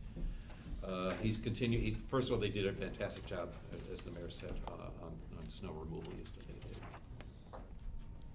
Unbelievable. I mean, they came down my street a couple of times, and to do my street is tough because it's a very narrow street. Oh, thank you. It's a very narrow street, but they do a great job. They've always done that. They continue to do a great job. So he's continuing with the maintenance and repairs of the snow equipment and the vehicles. They conducted drain cleaning throughout the village, which is important when the snow melts and when it rains to make sure that everything will drain properly. So he's cleaning out the drains. Street sweeping is also part of that. Street sweeping and roadway cleanup, again, from the rain and snow events. Steve met with High Deck Engineering regarding Old Homestead Recharge Basin, as the mayor touched upon, and they're working on, hopefully, coming up with some. So just to clarify about the Hayduck meeting, so we put in for emergency disaster, sort of acknowledging that there might be some emergency disaster funds needed after these last 3 storms. And we walked with Hayduck around a couple of the areas in the village, took them up to the recharge basin. I mean, PW Grocer's working on that project as it exists. And we approved their contract to complete phase 2 of that, to continue to mitigate that, which continues to overflow with the heavy rains. But Hayduck, we kind of took around and looked at some of the other issues that were potentially could be qualified as emergency management sort of conditions that were a result of the heavy-duty rains. So that was what that walkthrough was about. They also looked at the sluiceway off of Old Homestead. I would just like to add that in there. It's, to me, it would be a valuable thing to look into. Yes. Yes. It would certainly help mitigate what's going on at that catch basin. Agreed. And it would aid the country club. Yeah. So. Yep. Okay. All right, so then, they also met with Haydeck, as you said, about the bluff and East Beach erosion. Steve met with PW Grocer to include, or regarding the MS4 stormwater permitting, which is a permit that they have to do every 5 years, I believe. Sylvia, do you know? I believe it's 4. 4? Yeah, Okay. 4. There's new requirements this time, right? Yeah. Yes, this time around. He's talked to utility companies about operating within the village boundaries regarding updating permitting processes and maintenance, which is very important. As you know, they just can't come in and rip open the street, especially, you know, nothing upsets me more than we just repaved the street and then 6 months later they're coming through and ripping it up. So he's speaking with them about getting proper permits before they can do that.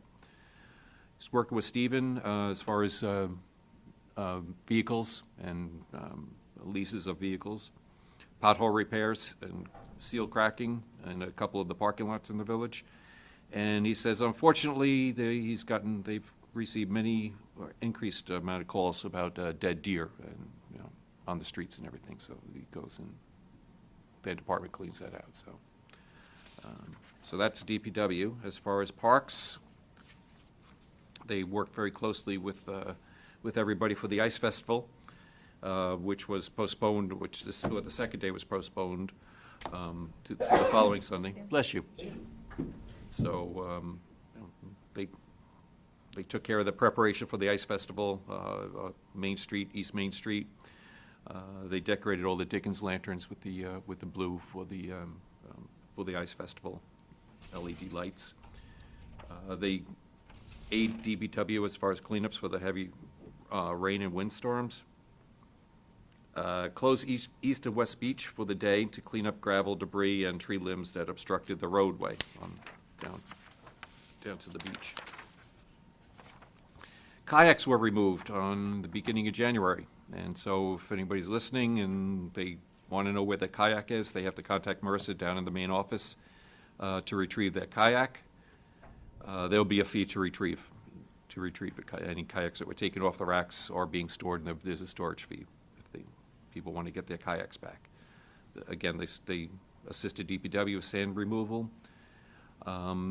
Seven Seas is completed. Their construction over where the Seawolf is, they put 9-pile dolphin tie-ups.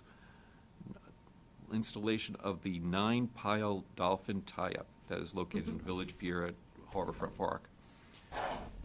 They did another leaf cleanup over at East Beach. Heater over in the bathroom over at Rocketship Park in the women's room was repaired, or new heater was installed, I'm sorry. And they painted over graffiti on Tucker House, and they're constantly watching, Tucker House because it's becoming an attractive nuisance. So they're watching that to aid with the cleanup for that. So those are the two departments. I had the pleasure of attending a couple of NICOM training. I attended a couple of, well, there were 4 webinars that they offered that I took. And additionally, I went to the Winter Legislative Meeting in Albany, February 4th through 6th. And there was a number of classes and sessions that were offered. One of them was a briefing on the executive budget. The governor proposes a budget, the legislature proposes a budget, and then they work on combining the two. As far as the governor's proposed budget, AIM funding is staying the same, which is good for us. However, AIM has not gone up for the past 15 years, so we've been getting the same amount of AIM, which is money that we get from the state that we can use at our discretion. There's no strings tied to it. So, unfortunately, that money is the same amount of money that we've gotten for the past 15 years. So, they were hoping for an increase in that. The governor has instituted for villages to receive certain type of additional discretionary funding. They must pass a pro-housing designation. It highlights housing growth in the past 3 to 5 years for all ages and income groups, and it sort of promotes walkable communities. So that's something that we have to look at. Was there a deadline for that, or? Not that they said, but I can find out. I can get more information on that. But I think Wade send something over about that. There was we had a controller address the group. There's 160 elected officials that were there from various municipalities, and the state controller was there. And he spoke very eloquently. And at the end of his speech, he came out with these really large checks, and he was giving to, you get this check for this, and you get it. After they were all done, I went over to the controller's desk and said, how do we get one of those checks? And apparently it's unclaimed funds. So they filled out what they told us. We looked on the computer, and Port Jefferson came up, Village of Port Jefferson came up, Port Jefferson Country Club came up. So there were a number. They had no idea what the amounts were, but they identified them. I gave Stephen the form. It has to be filled out, sent in to them, and hopefully we'll get a big check and By big check, I don't mean large, I mean like a lot of money. I'm just surprised how many residents probably, if they checked, have Yes. And they said that as well, so, yeah, the residents can check in. crazy things, like you think you're missing that tax return from 2012. Mhm. It got lost in the mail, and the controller has it. Exactly, so, there are forms that you can fill out online for residents, and, and I think you can also do a search online for residents, so. There was a session on AI and its role in local government, and my God, if I wasn't afraid of it before, just seeing what he was talking about, I said, some of these movies that you've seen coming to light, it can be scary, and it also can be helpful. So it was just touching on basically, most of the people there did not know what AI was or how to even access it, so it was just a little bit of learning, and we can use it to aid us, and we also Ideas about that. make sure that it's not not abused. There was also an address from the Lieutenant Governor Delgado and Attorney General James. There's a session on protests and the First Amendment audits, open meetings law, and then I went to a reception at the Governor's Mansion. She had a reception for everybody that was in attendance at the conference, which is a very nice thing, and it was nice to be at the mansion. And then there was also a class on labor relations that I took.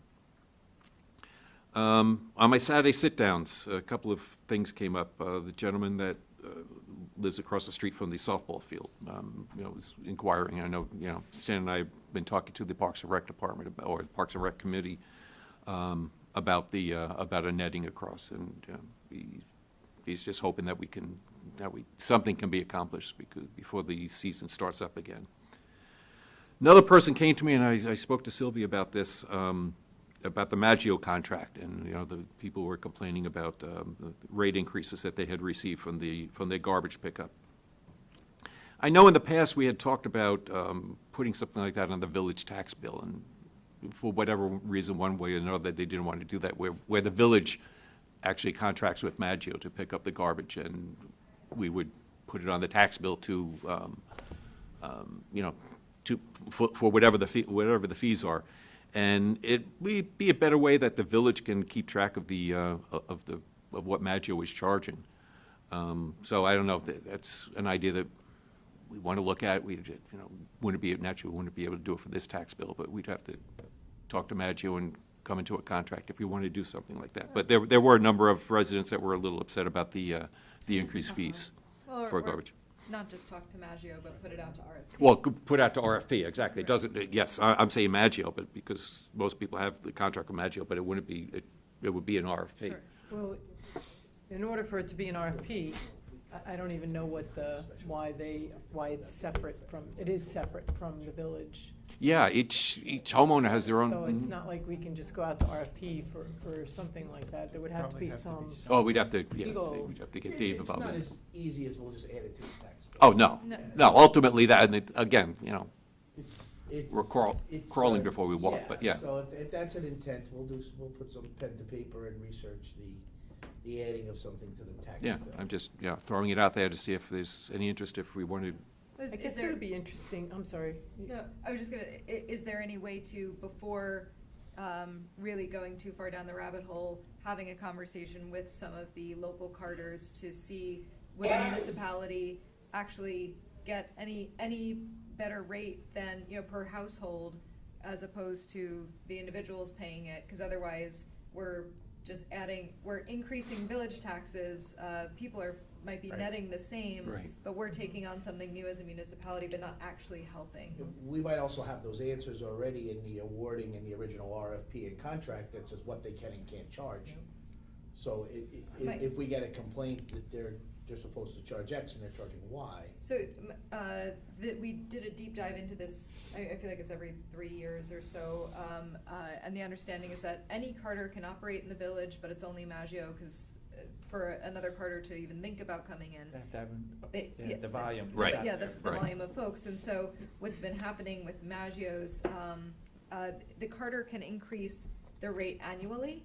In January. They cannot, middle of the year, do an increase, but the village isn't all the village does is take in the insurance, the number of trucks, all this information, and give them a permit to operate in the village, currently, and does not negotiate on behalf of the, there's that, where it's just a permitting process for here.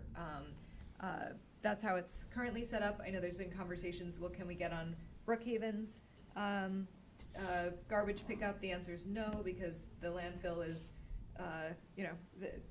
they're working on closing that, so they're not gonna be taking additional customers. And Maggio is currently shipping the garbage to Pennsylvania, Ohio, areas, and so just with all of the increased costs of everything, fuel and shipping, carting, that's where I'm not justifying it. I'm not saying I'm not happy as a homeowner, but garbage is one of these sort of state, national, and global issues that price is going up because we're running out of space to put our garbage. Yeah, I think their rationale for the increase this year is it's $5.20 a month for just the residents I'm in. The disposal rates have gone up for them to Tipping dispose fees. trash. Mhm. So they have to pass a small increase on to their customers. Right.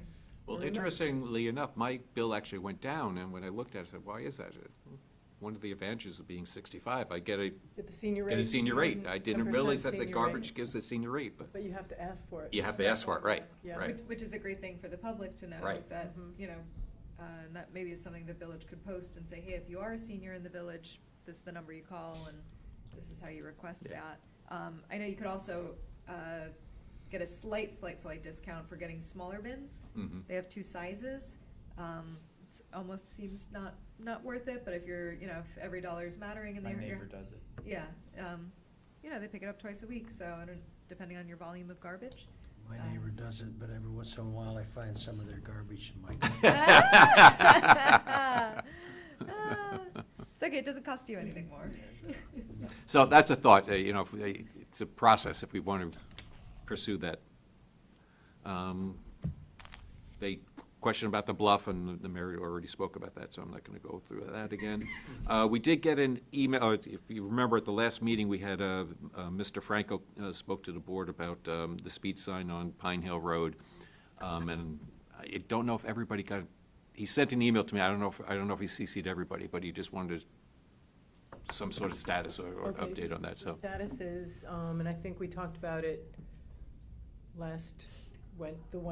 our last meeting, maybe, but the first step is to put that speed table up Mhm. when the weather When the warms weather is up, better, yes. to collect some data about the, traffic data there, and then go through the formal process of potentially, requesting a code change. Right. With the stop signs somewhere, whether it's there's Second Avenue, there's Edgewood, which is a blind curve, and not a lot of people are a fan of putting a stop sign at the blind curve. Right. But also down at Ellen Drive to slow things down. Another person came to me and spoke to me, and I talked at the department head meeting about that, about the parking stickers. And, well, not the stickers, but the Permits? the parking permit, the resident parking permit. Senior citizens don't know what you don't exactly know how to proceed with everything, so.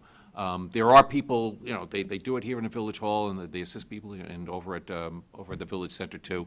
Maybe if we can just let that be known, advertise that a little, communicating so that again? communicate that so that, when people. While we're talking about it, do we have to, as residents, re-up every year? Yes. Yes. We do? Yeah. Oh. I thought it was 2 years. 2 years. Well, is it 2 years? When I asked Andy about it at the last meeting, he said, no, we had to. Renters? 2 years? Renters? Renters, 1 year, 2, so that's still what it is? It's 2 years. Renters, 1, residents, homeowners, 2 years. All renters were already automatically emailed, that's why we got a lot of redos already. Okay, And will residents be emailed with a reminder? Okay. okay. Thought I Good, read because it. I had asked Andy at the last meeting, and he said, no, you had to re-sign up for it, so, okay, good. Owners are good till December 31st. Great. Thanks, Kevin. And I wanted, you mentioned department head meeting. I went to one of the department head meetings. It's fantastic. It really is. I'd love to see how everybody's working together, and, helping each other out and everything, so the department head meeting was, it's a hit, and Great. it's really Thank you for very saying good. that. And appreciate everybody's Yeah. participation in that, because it's huge. Yeah, and it's good to see how the Parks is helping DPW and the Country Club is helping out, and Yeah. it's Gets great. all the chips are on the table, and let's see how we can pass them around, so it's very useful, and people can actually ask the treasurer questions that are on their mind, and the clerk, it's great, it's a Yeah. great forum, yep. Did you want to mention that Parks is going to be moving or not? Oh, do you want to talk, okay, so Parks, the trucks and the trailer Oh. that have been placed down, that have been down in the Salt Meadow Park are now moving up to the Department of Public Works permanently. Mention that, yes. So, yeah, so their trucks are up there now. They're in the process of securing all the needed hookups and everything for the trailer. And it'll be located on the east side of the parking lot at DPW. It's very exciting. Is there a plan, so that'll just be open space for now? It is open space, yeah. Yes, yeah. Parkland. Yes. But they still, in Well, the the student shed, district, yes. all their equipment still will be Right, right. housed in that shed. So they will deploy from the 88 North Country and head down, get the equipment they need, and, they're pretty much doing most of their work down in this area anyway, so makes sense to keep that equipment down here. And that helps with the cooperation that we were talking about before, too, because truck is down, okay, you could, if we have an extra truck, use this, or whatever the case may Yep, be, this so. guy's out. Right. Yep. Mhm. Yeah, thanks for that reminder. Done? I'm done. Nice tie, by the way. Thank you. Yeah. Yeah. Nice I like Valentine's Day I like your festive sweater attire. too, there, Bob. That's a Yep. nice sweater. Valentine's, you gotta wear red. You understand our match? Renee did a very, very extensive report. I'm just going to pull the highlights out from the Recreation Department. Right now, we're looking for employment for the summer. We've got all kinds of jobs that are open. Lifeguard jobs, counselors, assistant tennis instructors. They have walk-in interviews scheduled for March 16th from 1 to 4, and again on May 22nd from 1 o'clock to 4 o'clock at the Village Center. It's not restricted to those times. Anyone who has children, relatives, friends, you can go into the Village Center and pick up an application. It's early, but it's a good opportunity for the kids for the summertime. The spring and summer programs are all listed now online. Sign-ups can all be done online. The tennis and pickleball programs are very popular, so I suggest that you register real early because they fill up quickly. They fill up fast. They do. I was bounced out of one because I You didn't pull didn't rank? sign up in time. You No. didn't pull rank there? Our trips have come back. We've got 2 trips scheduled. March 15th, we're going to the New York Botanical Garden. That'll be weather permitting. It's kind of early. And again, on May 3rd, we're going to go to the Brooklyn Botanical Garden. Interesting fact, this is for the month of January. We had 10,000 visitors pass through the center. So far in February, we've surpassed 7,500 people for February. I do want to mention, it's not listed in my report, but I'll talk a little bit about the schools. Not. Depends on what you want to talk about, I Well- guess, as long as it's not Board of Education stuff. All right, I'll leave that out. We'll talk about the safety at the 2 schools. I did get a chance to talk to the regular crossing guard. It's not as bad up there as was explained to us. That was a substitute guard that came down. Things have improved. There's been more police presence up at the high school. They have written a couple of summonses. The morning is still the problem because we don't have code in the morning. The afternoon, the code has been up there quite a bit. The Scraggy Hill, of course, is much improved with the Suffolk County Crossing Guard, so that problem is a little bit better now than it was before, and that's pretty much the report. Do you want to talk about the interactive working group? Yes, I will. I'll take it so far. We have established a school working group, residents, composed of residents, of course, in the village. We've had one meeting. Our goal is to have a forum whereby we can ask some questions and get some answers. We have a lot of problems that are coming up, financial problems that we're all aware of. You know, the loss of state aid, the glide plane is coming to an end. Taxes are going to go up. There are some other issues that a lot of questions have been asked. I'm not going to go into them tonight. We're meeting again on the 22nd. I did meet with the superintendent and the board president, and the board president would take my request back to the rest of the board to have this open forum where we can sit down. Everybody would be invited, and kind of an open discussion on where we're going with our schools, because we are facing some serious problems, and that's about as Unprecedented challenges. unprecedented challenges, and that's about as far as I'm going to take it tonight. Okay. Okay, Thank you. Is that it? Is that your report? that's it. Okay, thank you, Stan. Trustee Biondo, I think you're Okay. next on that. I'll just give you the highlights of the Building and Planning Department. They have the planning board has approximately 20 applications being reviewed this cycle. Just to note that Conifer 2, the hearing that was done a few weeks ago, remains open, and there's the continuation of a public hearing before the planning board tomorrow. The staff are working with the applicants to bring the submitted plans into code compliance. And if I recall from the last meeting, they made a bunch of changes at the suggestion of the planning board. So moving forward.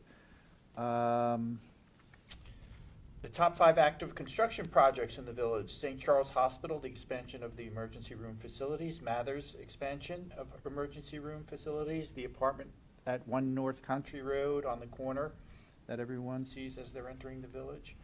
The Castaways Restaurant, ongoing. I understand there was a soft opening. And the Pine Hill Road subdivision, I think that's a couple of homes going up in there. The village attorney is coordinating with the planning department. They're doing enforcement actions, though it's not with a hammer. It's what I would call they're cajoling people to come into compliance. We're doing this as easily as we can. And I think that's just about it. And the last thing that I wanted to speak about was the power plant working group, which the last meeting we spoke about at the ethics meeting, we had gotten an ethics opinion. And the reason why I was a little secretive about it was I was about to, I thought, and I didn't know whether it would come through, get it reappointed to the LIPA board. And the ethics opinion that I sought from the village was at the request of the Speaker of the Assembly's office to see whether it was a conflict for me to serve on the LIPA board as well as on the Board of Trustees here at the village. That was the last hurdle I had to overcome. I did not want to make it that public because in my previous history, I've learned appointing authorities don't like to read about their appointments before they make them. So that's why I was a little circumspect about it. I didn't want to anger the Speaker's office. That said, I have resigned from the power plant working group, though it does not present a conflict. there could be the appearance of a conflict, and to be perfectly transparent, I thought it best that I leave that group. And I start my LIPA duties, I get sworn in on Friday, and I don't think there's a meeting till March. But I wanted to report out a few of the things that these people have been doing, the folks on the committee. Zena's here tonight. She's leading the group. They have done a couple of things. So they've identified and they've made nice with all the stakeholders. So they've spoken to or contacted National Grid, LIPA, NYSERDA, the federal government, PSEG, Stony Brook University, Brookhaven Labs. They've determined the topics that they're going to be researching, alternative use mixed fuel renewable options. They've researched the programs that could help maybe fund these things, federal programs, state programs, and they've identified specific NYSERDA programs that would help transition the site if it does come up to that. Now, no one is saying that the plant is disappearing tomorrow, but this group is laying the groundwork now so that this isn't a rush when the word may or may not come that the plant is going to be either used that much less or decommissioned at some point. That might be coming.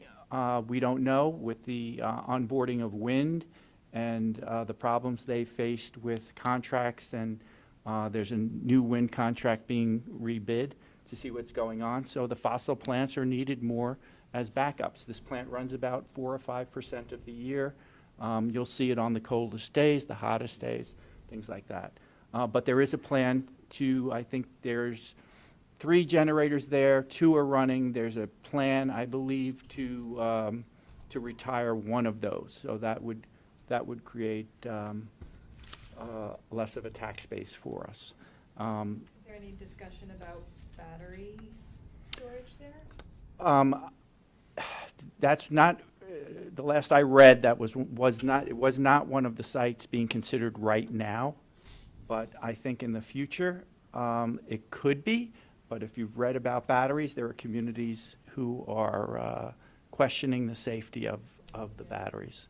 I think that is a technology that will, as time progresses, they'll get better at protecting and with the fire suppression systems and even the way they site them. I know there was a fire out east and there was a concern about water runoff during the suppression. The state says that there was no contamination. Residents think otherwise. And I think if they were to maybe re-engineer it a different way, they might be able to mitigate any problem they might have if there were a fire and the amount of water that has to be poured on it could be collected or some way contained. But that's my report for tonight. Thank you. Thank you. Trustee Cassay. Sure. I'll pick up. Thank you. So being Commissioner of Environmental Sustainability, it kind of touches on all these different aspects in the village. I did meet with our head of planning today, in part by request of the mayor, to discuss this walkability study that the village had commissioned in spring of last year. And then the study went on all summer, and then we received the report in the fall. But both of us, we said, let's wait until we get the planner on board. And then, so the walkability study got put on a shelf, and then it was realized, oh, we haven't talked about this yet. So we have the first draft of the walkability study from the Hayduck engineers who created it. Essentially, what it is an assessment of an arterial roadway throughout the village, not just our commercial centers, but reaching into all of the different neighborhoods in the village, connecting to our recreation points, so the beaches, connecting to our transit hubs with the train and the ferry, with the idea to see what existing infrastructure is there for that encourages or provides safe walkability, so sidewalks or medians and roadway layout that someone who's walking, jogging, running, pushing a stroller, with their dog, kids on bicycles. How do we make what is the current state, and then how might we imagine making a more friendly, connected village for folks who are traversing without vehicles. So their first task was to go through this arterial network with a camera and mark out how wide the roads are, what signage is already there, what conditions are beyond the sides of the road, and compile all that in a report. And then they created a matrix sort of detailing all of these different sections of road and saying, using color coding, indicating which ones will be easier to make more walkable. And then, so that's easy as green, and then it goes to red is the other extreme of it would be very difficult to make this more, safer for walking and biking. So that's the status. I introduced it to Andy today. He's going to look at it a little bit, and then, we'll speak internally about where we want to see this go, what it says, where we might want to see it go. And then the second phase of that contract, we've used one of these two already, but was for Hayduck to identify, or the village to identify 2 roadways that the village would like Hayduck to create a very high-level concept plan to for making it more walkable. So the village opted to do this already for Brook Road. Hayduck created that, looked at that sticky situation that we have going on there, and came up with a design to discuss as far as possible alleviation of the stresses there, and making it again more safe for the students who are loading and unloading on buses, as well as the many residents who use that hill to come up and down from the California area of the village down to our downtown. So I believe we have one more section of road that we get to identify. So again, we'll speak internally and come to the board and see where we might be curious having them look at.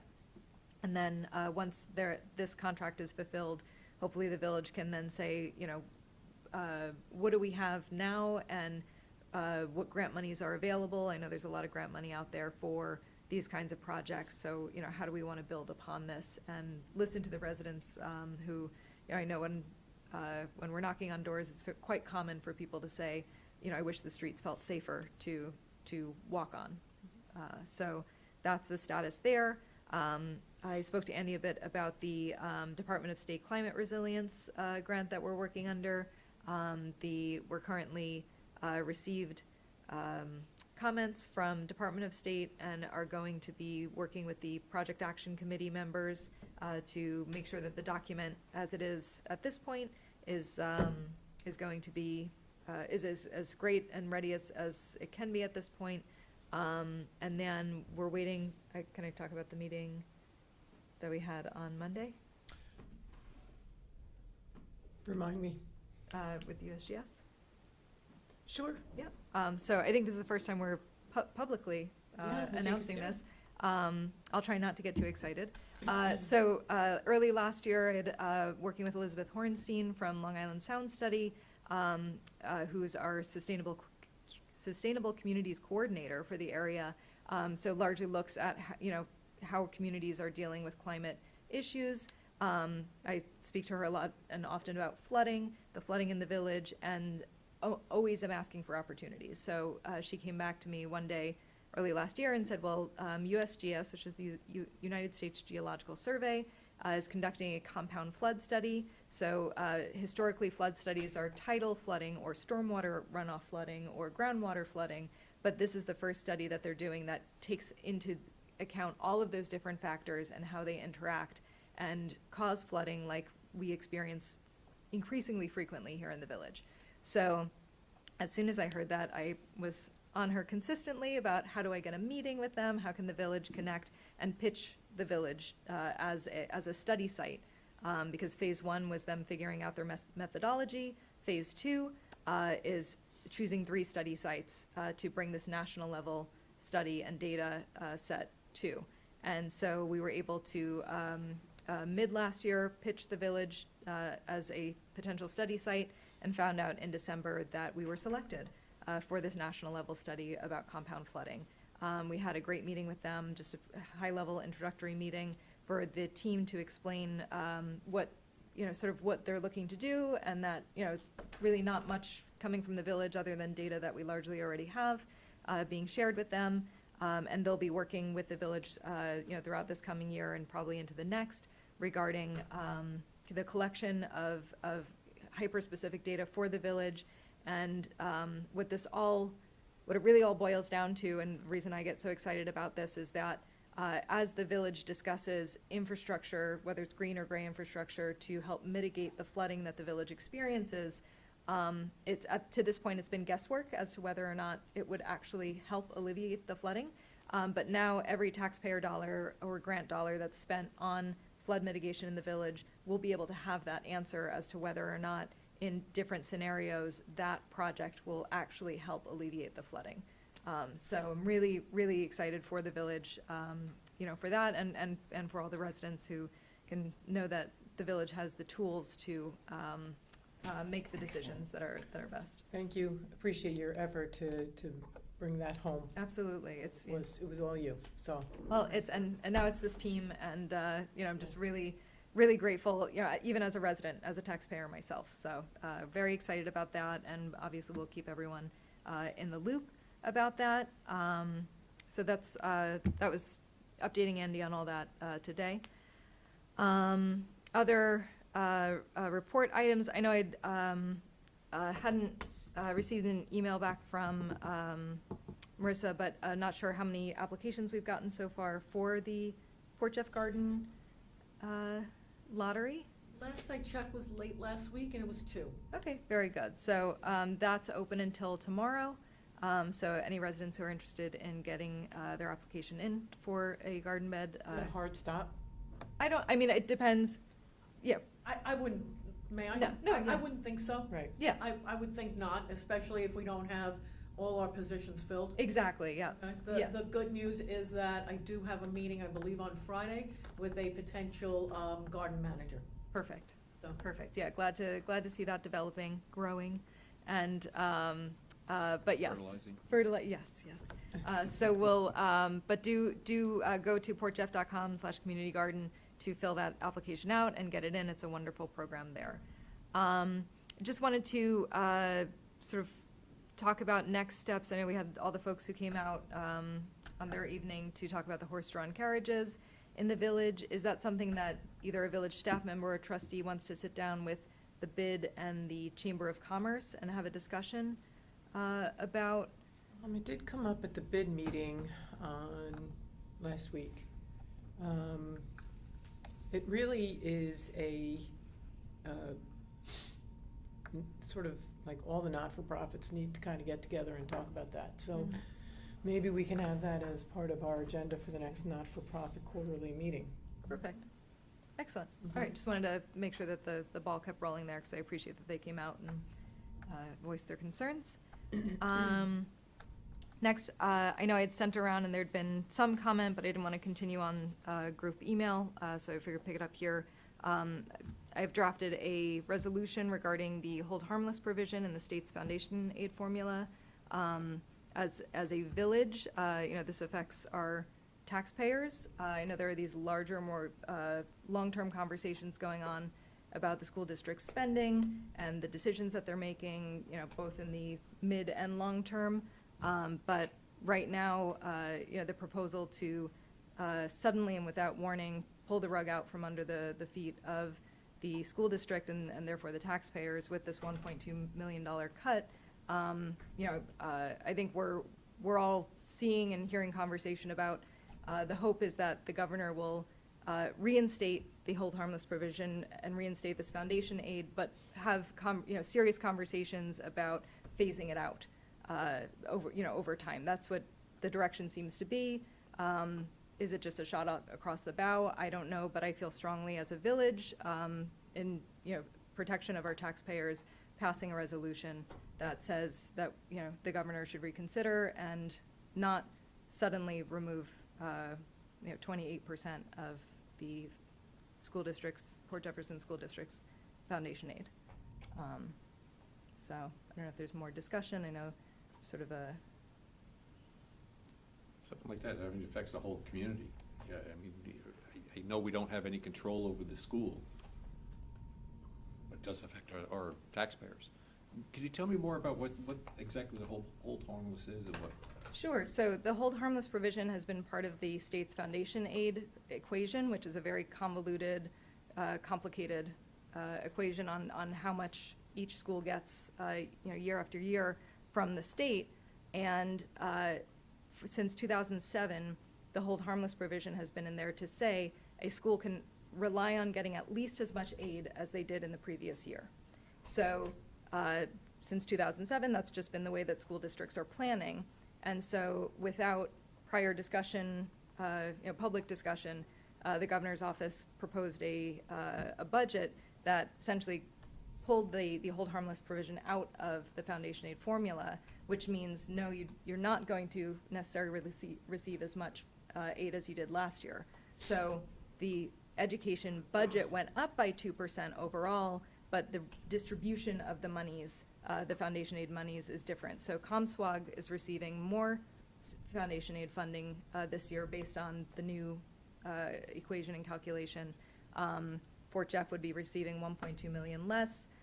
Three Village next door, $9.3 million less from foundation aid. So, again, these are, I think that woke everybody up quite a bit to Trustee Laux's, point that these conversations need to be happening. Yes, it's the school district, but that also affects our taxpayers. And so, but again, the pulling the rug out from under schools while they are facing these unprecedented challenges is something that I feel as a trustee of the village, like sending a message to the governor saying this is not something that we want for our taxpayers in this unannounced, undiscussed fashion. I will say two things. One, it's an election year, and it probably will never happen. Two, I think it's a discussion that has to happen. Three, I would not support this resolution until our school district is upfront, honest, forthcoming with the village residents, so that when they address community members, it's not only people in the school. When they address community members, they're telling us like it is, and they're not leaving stuff out. And this isn't a school board meeting, and I haven't been able to get to them, but I watch them, and I'm appalled about the way they treat some of the people who go up there and speak.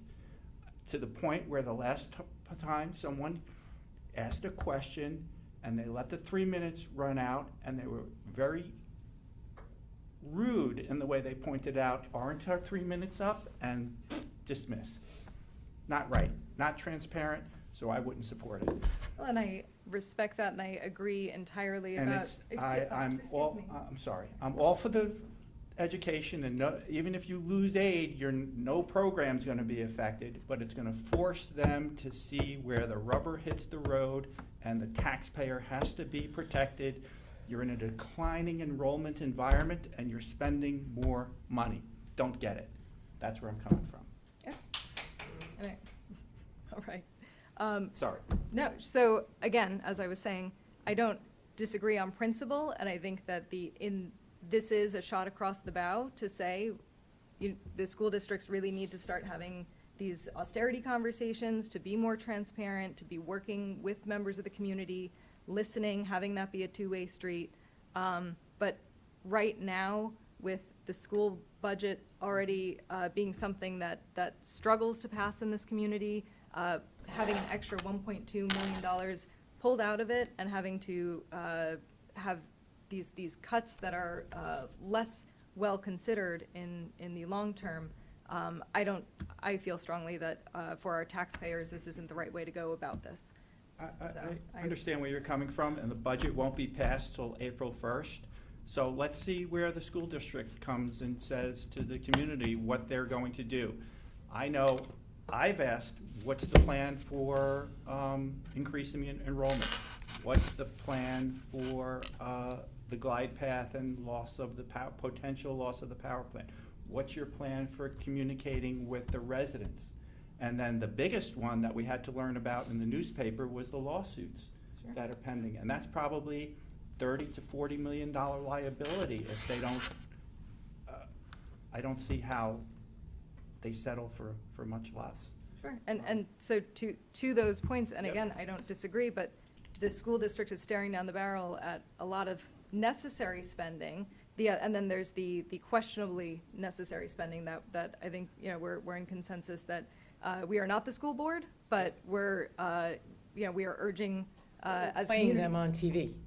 Right, there you go. We're not the school There you board. go. I would Even in say, this I might support this resolution in the future, but right now I'm not. And I respect that. I think, with due respect to what you're trying to do here, I think this is the Board of Trustees for the Incorporated Village of Port Jefferson. And if we start dipping our toe into the needs and the wants of the Board of Education as a Board of Trustees for the Village of Port Jefferson, we're setting a dangerous precedent. When do we not? When do we? But We're setting a precedent that I'm not sure that I really want to start as I as a think board. we've identified it, and I think we're delving into it. We've established the school working group. We've had one meeting. I met with the superintendent. I met with the board president. They are aware of the concerns of all of the residents in this community. I see nothing to lose by asking the governor to reinstate the 1.2 million. I don't think one thing has anything to do with the other. I know that the school. Everyone is free, I'm sorry, Stan, I interrupted you. Go ahead, continue. Sorry. No, I mean, let's. We're all let's free go as down the individual road. residents. Let's see if we can. As individual residents, we are all free to, and this is a debate, right? So we're all free to do what we feel is correct in lobbying with Governor Hochul's office. My feeling as the head of the Board of Trustees and the mayor is that it's not something that I'd like to see happen coming from the Board of Trustees. I respect your right to express that. I respect your right to express that and lobby the governor. As a board, I don't feel it's the right way to use this board's influence. Well, having just attended the NICOM up there is, you know, there's this relationship between village. We are a level of New York state government, and so, you know, again, for me, I hear what you're saying. I just feel strongly that this is the type of thing, as trustees for the taxpayers, and we're about to look at our own budget. It's nothing operates in a silo here in the village. So on each of our tax bills, there are all of these different aspects to it, and so what's going on at the school district and that budget and the costs are part of the taxes here in the village. So and we here in the Incorporated Village of Port Jefferson also have all of these stresses on upcoming and current on taxpayers. So I feel that this is an appropriate use of using the village voice to say, this is going to become a stress on our taxpayers. This is going to affect the children that do go to school here. These are our community members. So, It's going to hit our taxpayers and hit our residents in the pocket. So What hits our taxpayers is our decisions that invest in. And look, I don't want to talk about. This is not the place to talk about Board of Education financial issues. Right. I have significant issues with the financial interactions and decisions that are made on the infrastructure that are luxury items. I agree. And I'm not the only one that sees it. They see that in Albany. They see how but again, this is not the path I want to go down in this forum. I'll be happy to have the conversation offline with anyone. But I believe that this forum is for the taxpayers who pay village taxes, not school district taxes. I know a lot of times they're one and the same, including the address on that. So, but I really don't think, I think we're mixing apples with oranges on this one. And I would ask that we have this conversation offline individually. And I don't think it's independently. unreasonable for a board of this type to put forward resolutions in support of certain things at a certain time, but this issue, as the old commercial used to say, we shall serve no wine before it's time. I don't think the wine's ready yet for this particular issue. And you're gonna have another month and a half before the budget, so Well, the governor is set to put forward an amended budget by the end of the yeah, month. but it doesn't get voted on until April 1st, and there's gonna be there's gonna be Right. both one House bill, so the Senate's gonna put forward a budget bill, the Assembly's going to put forward a budget bill, and they're gonna get together in a room and see where they meet, and they're gonna make the sausage, and it's gonna be totally different than what the governor put forward. That's So- just the way Albany works. I just don't see the harm in the village throwing its voice, even if it's just an advocacy for our taxpayers, saying. I'm not ready to support that yet until I see what the school board's gonna do, No, that's me good. personally. All right. I can move it to a vote. This is not, Do we this is a vote? work session, Yeah, so next week. we're not doing voting right today. Mm-mm. History tells you that if any board's gonna do a sense resolution to support an initiative not support an initiative outside the board's purview, it would have limited effect if not unanimous. Just saying, in general. Sure. Then that is what it is for now. We will revisit. We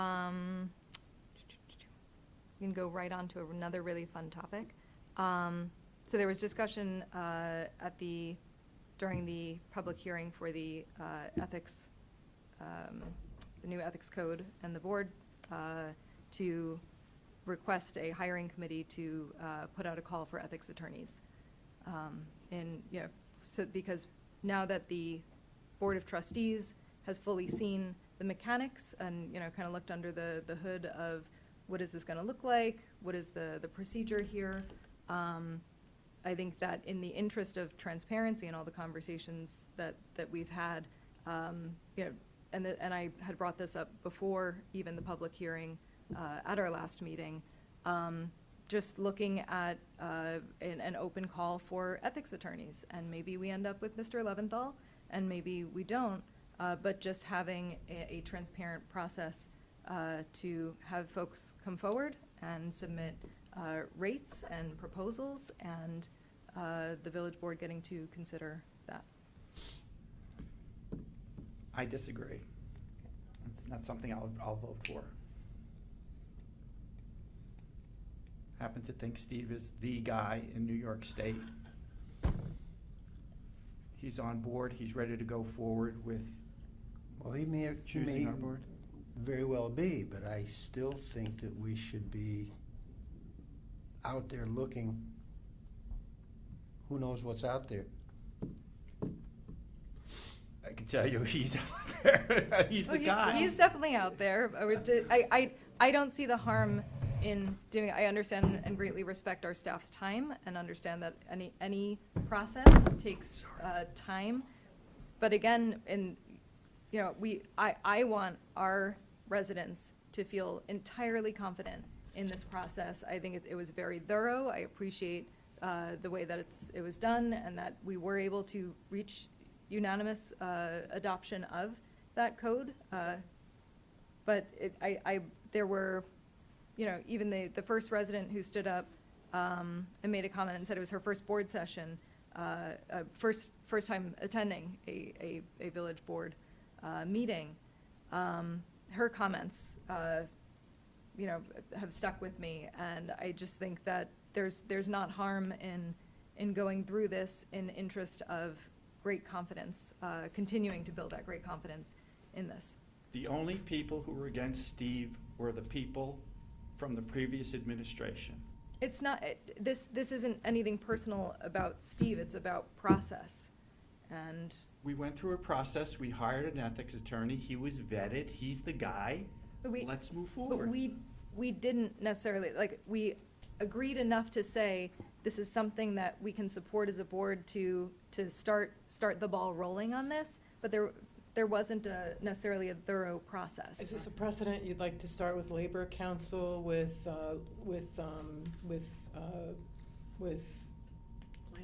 land use, with village? now- So This is something very sensitive and very something that you want new. to start as a Before we trustee. take this discussion really any deeper, let's, again, whatever we do is gonna need legislative equivalency. As I recall, and I didn't study it for this evening's discussion, but if he was appointed as labor counsel, as ethics counsel, and that resolution was drafted and supported and voted on and approved, and there's an agreement with him to serve as ethics counsel, maybe we move this discussion to executive session if the board wants to remove him from that position which he was already voted and given. Because you would need, I'm sure there's provisions in his agreement about how he can be removed, if the board's intent is to remove him. I have no intent. Again, So, that's why but I think it's a better if we- discussion if we wanna bring it outside to the public executive eye session, before we it's fine with besmirch the me. man's reputation any further. Yeah. By saying things, who supported them, who didn't, why, and what. That's why executive session exists. Sure. If there's members of this board who feel a hired member is not holding up the scrutiny or would seek to remove him, it's not a discussion for here. Okay? I will say I went to the, like I said, I went to the NICOM and I talked to, one of the classes was about ethics, and I talked about Steve, and he's very well thought of. NICOM, He's their thought guy. very highly of him. I encouraged others to contact NICOM to get the opinion from NICOM about him.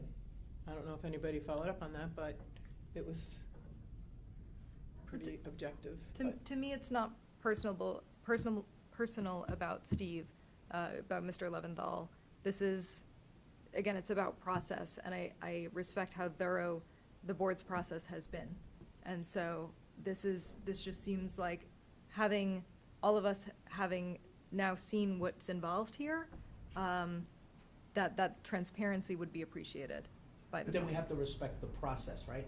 Which is he's entitled to legislative equivalency and to revisit his agreement to see if there's a reason to remove him or not. That's why, again, I renew my request to have this discussion in executive Yeah, I session. don't think Okay. Understanding it's not personal, but we, again, this should be discussed. putting the cart before the horse a little bit. If you find out something on Wednesday that you did on Monday, you should have did differently. Sometimes you're stuck with that decision for a period of time unless there's a way to get out of it. And if there is, there is. And if the agreement speaks of malfeasance or whatever as a way to be removed, then in either way he's entitled to legislative equivalency, whatever that is. Again, I haven't reviewed his agreement with the village, but I will if asked. But again, I would like to have any further discussion on this topic about someone who was duly appointed by this board in executive session. Here, here. Yep, Do we I have an respect that. executive session? We'll- Yes. Yeah. Yep. Okay. It looks like there's a resolution about 6 Acre Park. I do want to publicly thank our clerk for working with New York State to get an extension on the grant monies that were awarded to the village for the further design of 6 Acre Park. So thank you, Clerk Perillo, for doing that.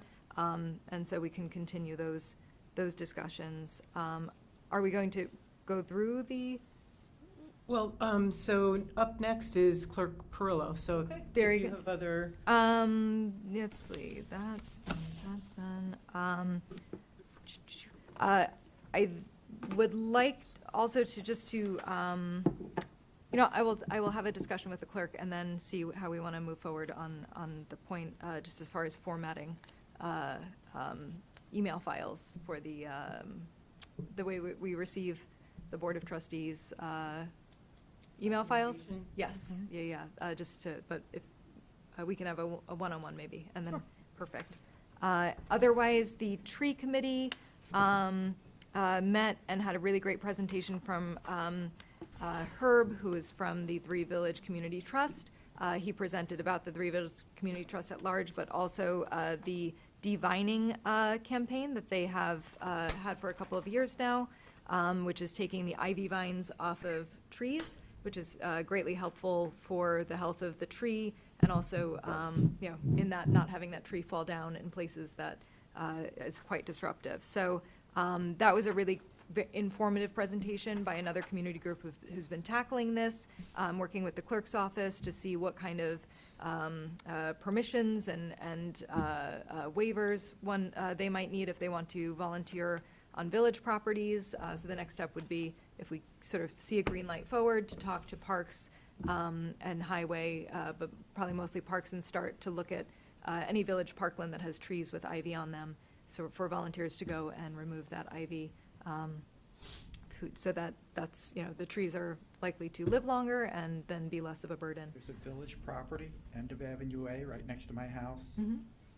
I go in and clip them every once in a while. There you go, you're the first volunteer. But, yeah. No, you don't. Yeah. Do you go after dark? Ooh, you just You caught me with my light on. I'm just going to ask, Rebecca, can you loop Bob into this too, since it's both Parks and DPW? Sure, absolutely. And the CAC is kind of circular to this as well? Yeah, absolutely. And that is the last thing. Our Mill Creek steward, Bob Larrabee, presented to the tree committee about his proposal to, which is already it is already permitted under the DEC permit that he has for removing invasive species along the creek, to remove a few small invasive trees. The Tree of Heaven, which is one of the host plants for the spotted lanternfly, that are growing in the creek area. He's identified them. He has put ribbon on them for if anyone wants to check it out. The tree committee heard his presentation and said that they endorse the removal of these small, just larger than sapling size trees in there. So I passed that on to Clerk Perillo, who suggested I bring it up here. And if the board, I guess, doesn't have any negative thoughts, probably Bob and I can take it to Parks, I would guess, would be the next appropriate place.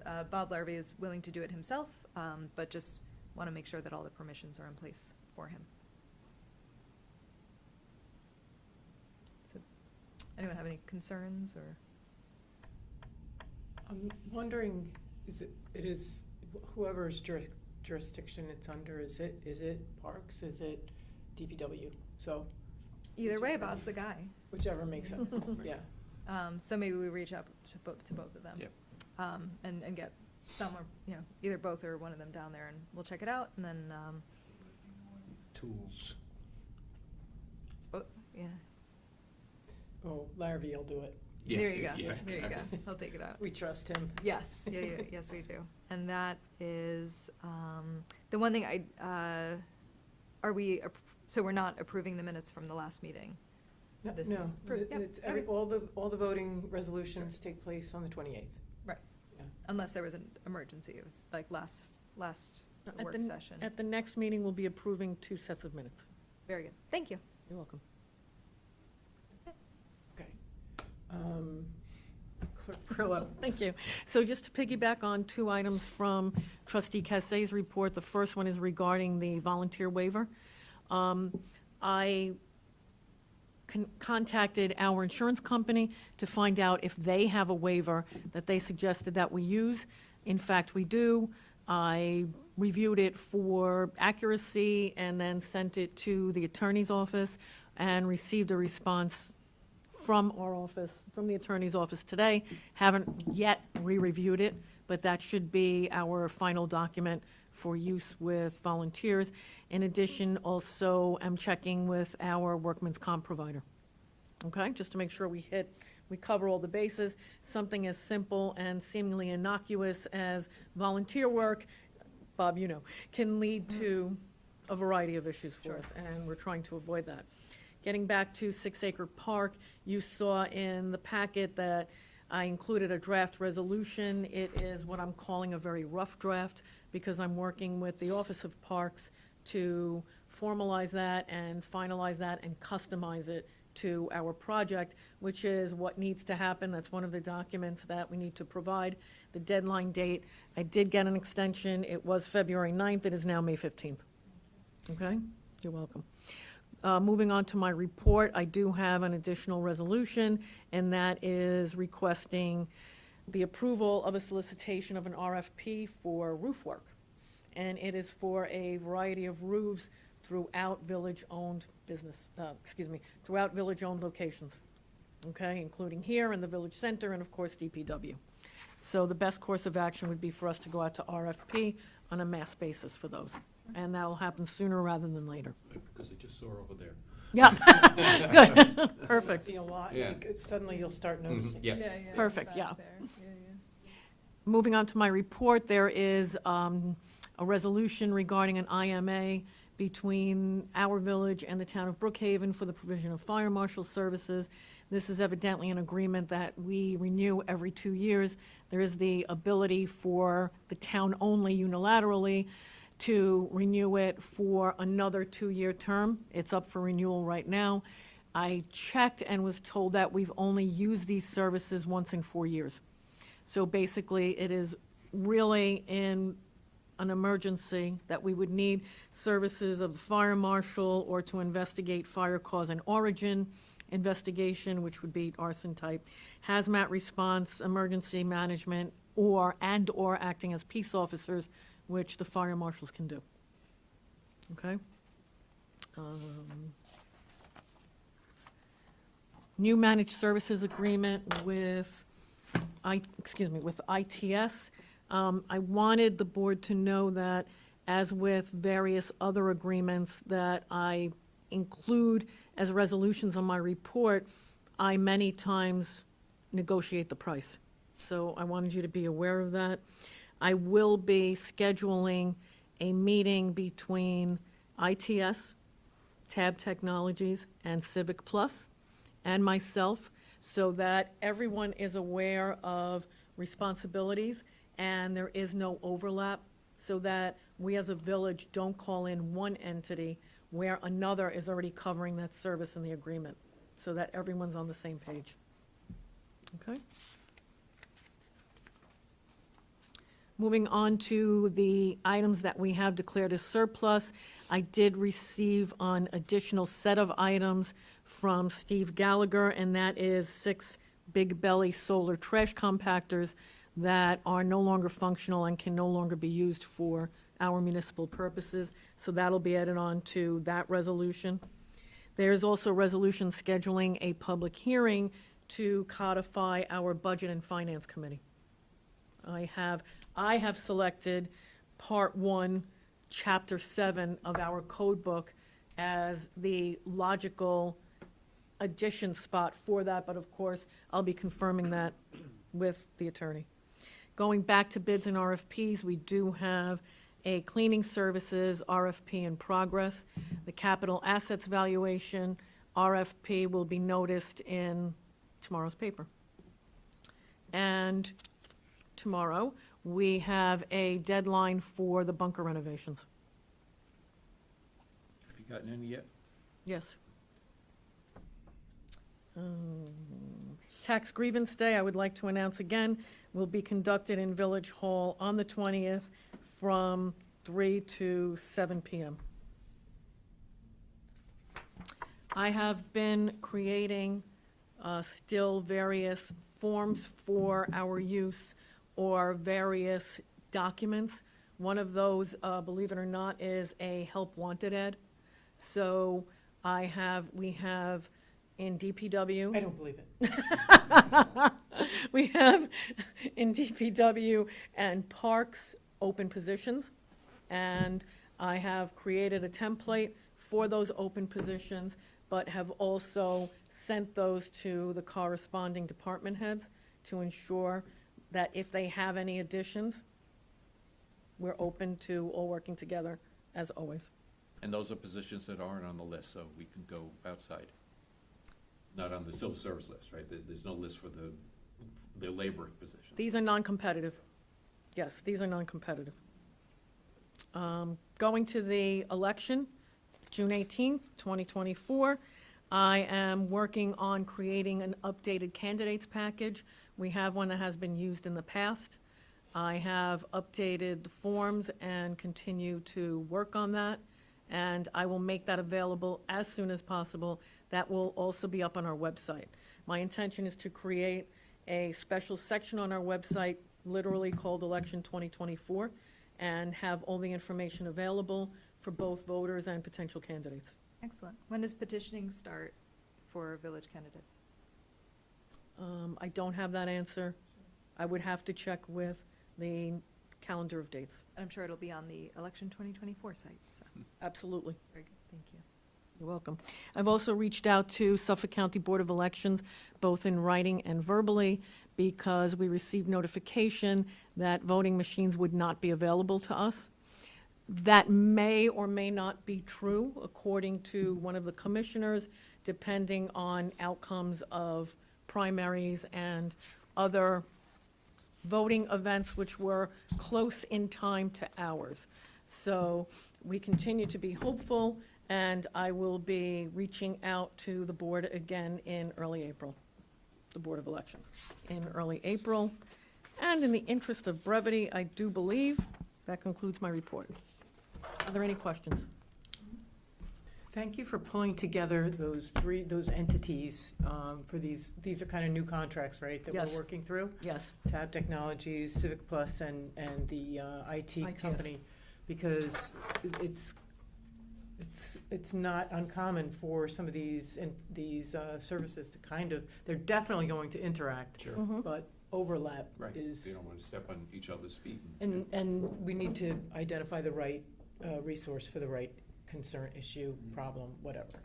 Appreciate that. And Yep. also in the spirit of my continuing negotiation to try to save the village even little bits of money, if I find that there is overlap, then perhaps in one of the contracts, we can pare down, okay? And I will work on that with everyone in the same room. Great. So who is the Budget and Finance Committee? Who makes up that committee? Let me see if I remember. We So- voted last, Yeah, we voted them in on. we voted them in last time, right, on the January 31st? 31st. It's Zena Ugrinsky.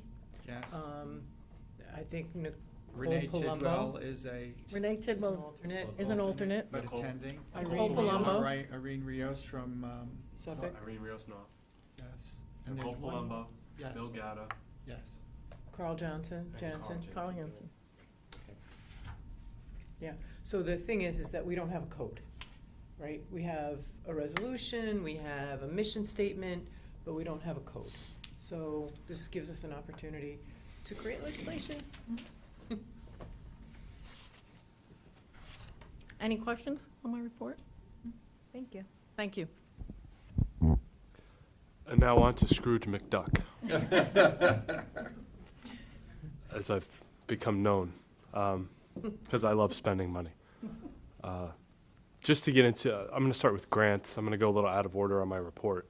I want to start with, I worked with Nicole Christian about some of our grants and trying to coordinate information.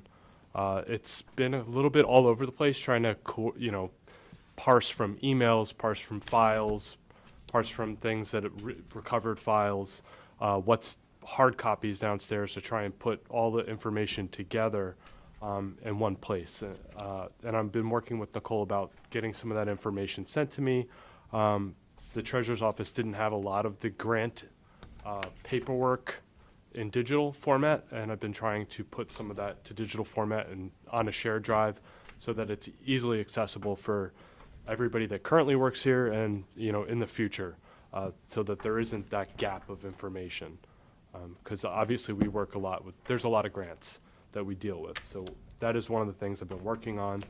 Specifically Suffolk County, we're trying to get some responses from Suffolk County on our Jumpstart grant to proceed with the work, to approve the plan to start going out to RFP to get, the responses to do that work, to clean out the culvert there. Another one is we're waiting for reimbursement on, we did the tennis court, the bathrooms, right by the tennis courts. And we submitted for reimbursement, we're just waiting for the money. Wow, that was, when was that? This is wild. Yeah, it's $49,000, so we're trying to get that. We already replaced a heater in one of them. Right, exactly. Right, And, so- and the flush valves. We're also awaiting, the contract to get the rest of the reimbursement for our harborfront walkways. So there's there's additional county money, but we're just waiting for that contract so that we can then start the reimbursement process. But I'm working with Nicole about that, and hopefully we can start getting some answers and resolutions about that moving forward. I know that I got an email today from her saying that she reached out and she got in touch with somebody at Suffolk County, and they assured that the reimbursement had begun for the tennis court bathrooms. So that's a positive step. So we look forward to getting some of that back in the village coffers. ARPA. So we had gotten $830,000 from ARPA based off of revenue replacement. Revenue that the village didn't get during COVID that they could have used for all sorts of variety of projects. What the federal government allowed is they allowed smaller municipalities with that receive less than $10 million to classify it as revenue replacement. And they gave a lot of leeway with what you could use those funds for, mostly capital. You could do a lot of different variety of capital projects. You can't buy property, and there's some other limitations with it. The village has spent about $150,000 over the last couple of years already, and we have $683,000 that we have to spend. We have to obligate those funds before the end of the year, or we'll have to pay it all back. The end of the calendar year. Before December 31st, 2024. Yeah, no. We report quarterly, once a year, because of the nature of how much money we got. I would like to have a plan, and I'm already working with the department heads, and we brought it up at the department head meeting, on having ideas to spend that money on capital assets that the village has to fix some of our own, what we currently own and what we have now. One of those projects is going to be, we hope to be the roofs. Obviously, I will look for direction from the board as to what they approve to spend that money on. But we're working on a list. It involves walkways, it involves the village center, a lot of capital assets that the village wants to take care of to last many years in the future. So that's money we have to spend or we have to pay it back. So it's better to obligate those funds, decide what we want to do with it, and get them done so that we don't have to then just turn the money back over to the federal government. We do have some critical maintenance issues that have to be addressed. Yeah. No question about it. And, so we'll wait to see what did all the department heads submit their priorities to you? Yes, I have lists of priorities. We're waiting to assign prices to them. We've had a little difficulty with that. Obviously, we tried to get some estimates on roofs. That was a little difficult. I'm working with Parks to get some walkways, estimates on some of the walkways that were already kind of identified as problems. For instance, a lot of the brick walkways around Rocket Ship Park and the tennis court. Well, that's a different grant, but The ice around rink, the the ice issues ice with rink the needs some work. There's the wall by the village center. If you look as you're walking down and you come in and you look to the right, there's some cracks and holes in that wall that need to get fixed. So that's the kind of stuff that we want to use this money for. And it won't, it's not a burden on the taxpayers, but it could be if we have to hand that money back over. So we want to get it assigned as quickly as possible. Trustee Giuliano made mention of state aim. That is something we budget for. Right. So that money gets allocated, we can say we used it for whatever, Mhm. whatever purpose, but it is budgeted in there. So we have that money accounted for. Going on to PKF, O'Connor Davies, they're doing the capital audit. I have uploaded close to 100 files for them over the last week to start looking at and identifying what some of the problems are. They've started doing that this week. We got them access to our software remotely, securely, with our IT, with ITS and admins to try and so that they can work autonomously, less of a burden on staff, but also a good communication to upload files, whatever they need, so that they can identify if there's any funding shortfalls and what we may need to do fund balance-wise. Going on to fund balance, did have a good discussion with the Board of Governors. We talked about what the fund balance may look like. Golf Board of Governors. The Golf Board of Governors, excuse me. We talked about in that discussion what the fund balance might look like. It's been kind of rough because I've kind of taken a bulldozer to the accounting practices in a lot of different ways to try and get them in a more... Really more like a bobcat. Bobcat?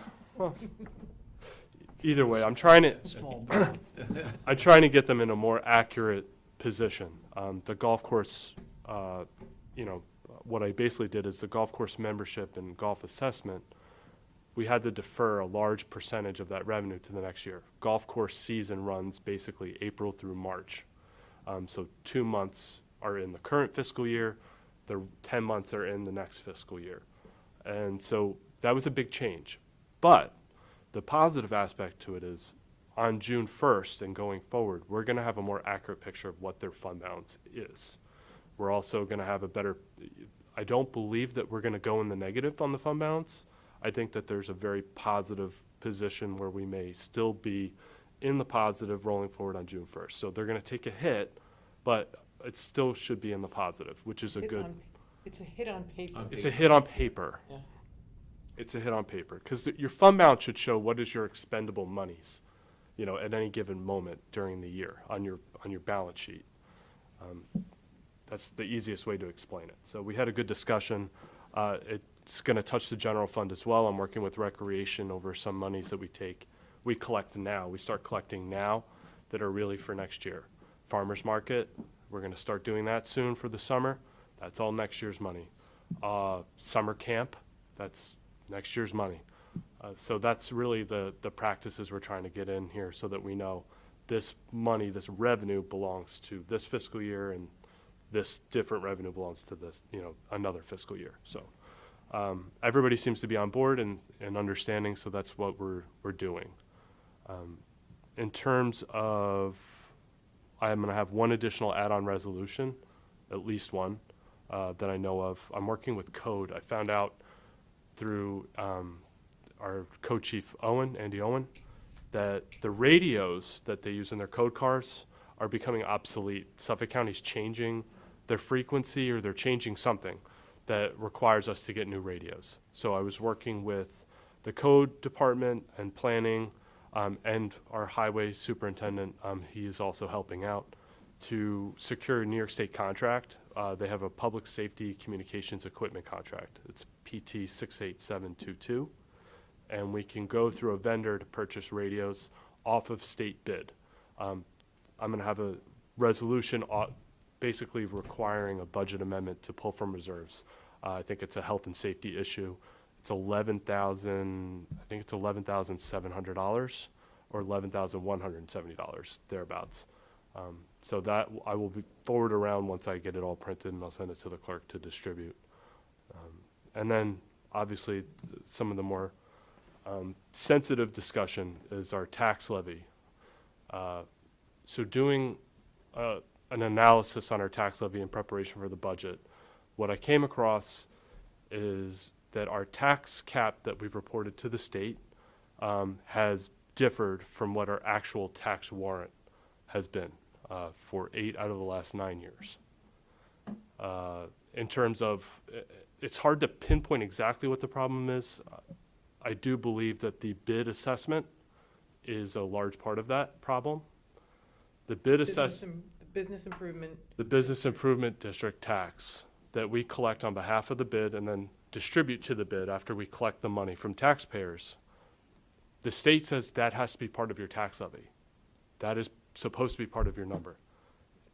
And I don't believe it has been, along with a couple calculation errors that were done based off of tentative valuations of properties versus the final valuation.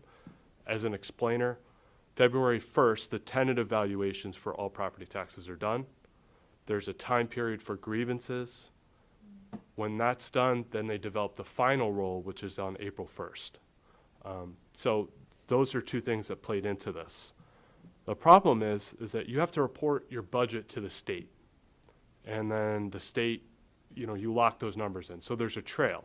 And unfortunately, we've been reporting what we've said we've budgeted, but it's different from what we actually billed on the tax warrant. And it's always, what we reported was lower than what we actually billed in 8 of the last 9 years. So 2021 being the 1 year that it was not, that it was within just a couple thousand. And So did we report that we did not pierce the cap and we pierced the cap? we voted to pierce the tax cap every year, the village did. So there's no, Did taxpayers believe that we were under the cap? I can't speak to what the taxpayers may or may not have believed. I'm not sure. I can't answer that question. I can tell you that sometimes the difference caused us to actually pierce it. And then sometimes, more often than not, that little bump pierced it. It went above So we're what the above- allowable above limit was. 2%. Right. Or whatever the limit was, it's not always 2%, it could be Right, lower. right. Right. It could be lower, it could be actually higher, depends. There's a bunch of factors involved in that calculation.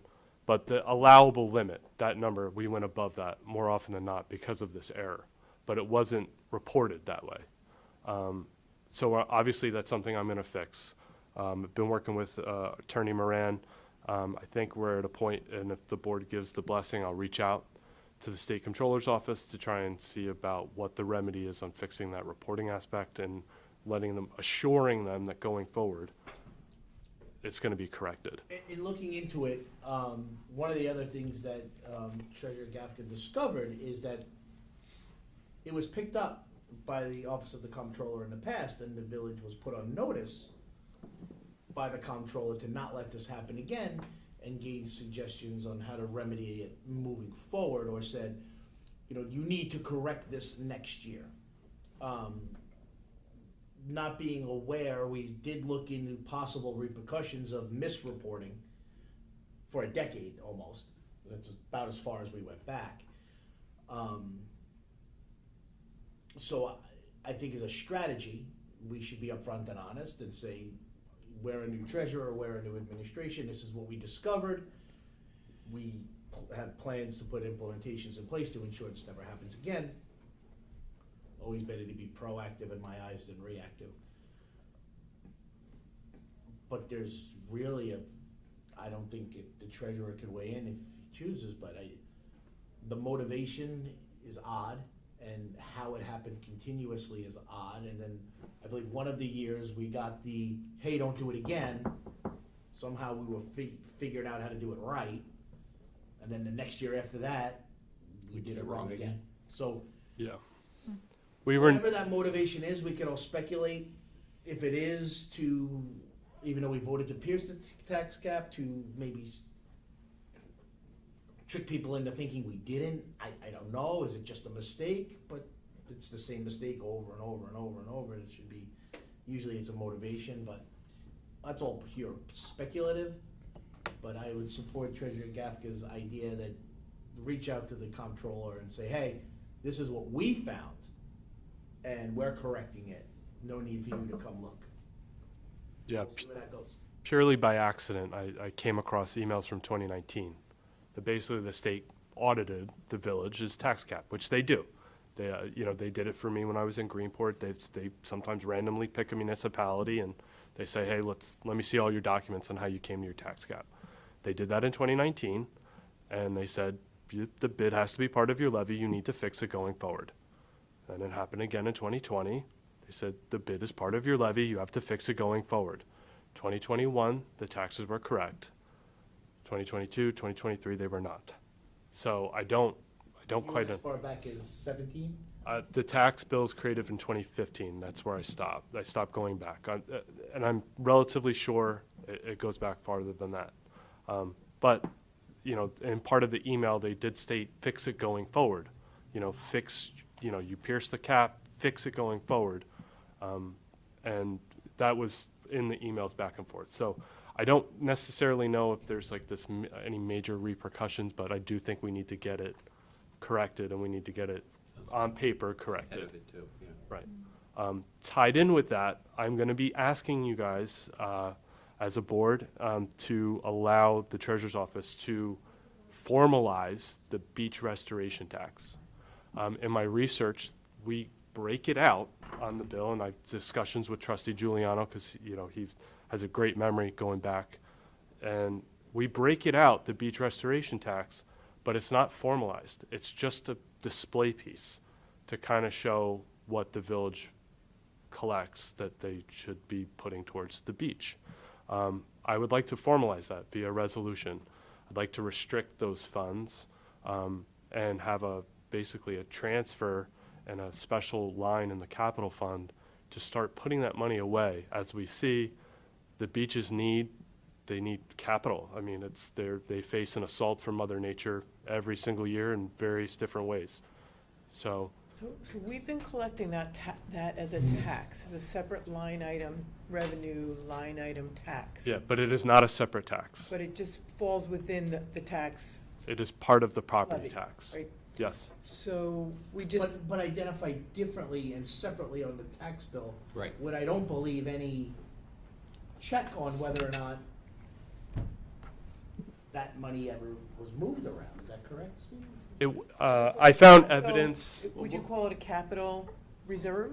It for the it's beach? it really it was presented to be that way. I think that was the intention, is to have it be that way. How long, for how long? Wasn't there a line item in the budget for, and I think it was $100,000, and I don't know if it's increased, but I think when it was set up, it was 100. Wasn't there a line item in the general fund for beach restoration? The odd part here is, Okay. you would think if it appears on your The tax beaches are bill, there, but that not- it appears on your tax bill because it's a tax for that particular purpose. Again, I don't think a resolution, we might need something more than a resolution to add it to the tax bill, but we'll do that research. It was already on the tax bill? It was already on the tax bill. But there's not a separate tax. Right, they wanted to. It's just there. It's no different than if you guys said, listen, we should let everyone know that we're buying a new car. Zamboni. A new Zamboni for the ice rink, so next year's tax bill is gonna say, hey, Zamboni, 65,000. It's just there. That was the idea behind it, to just show Look what we're everybody. doing. Yeah.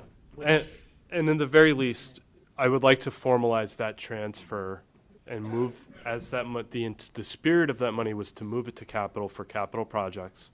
I'm just looking to, I want to start a new bank account as a reserve for the beach.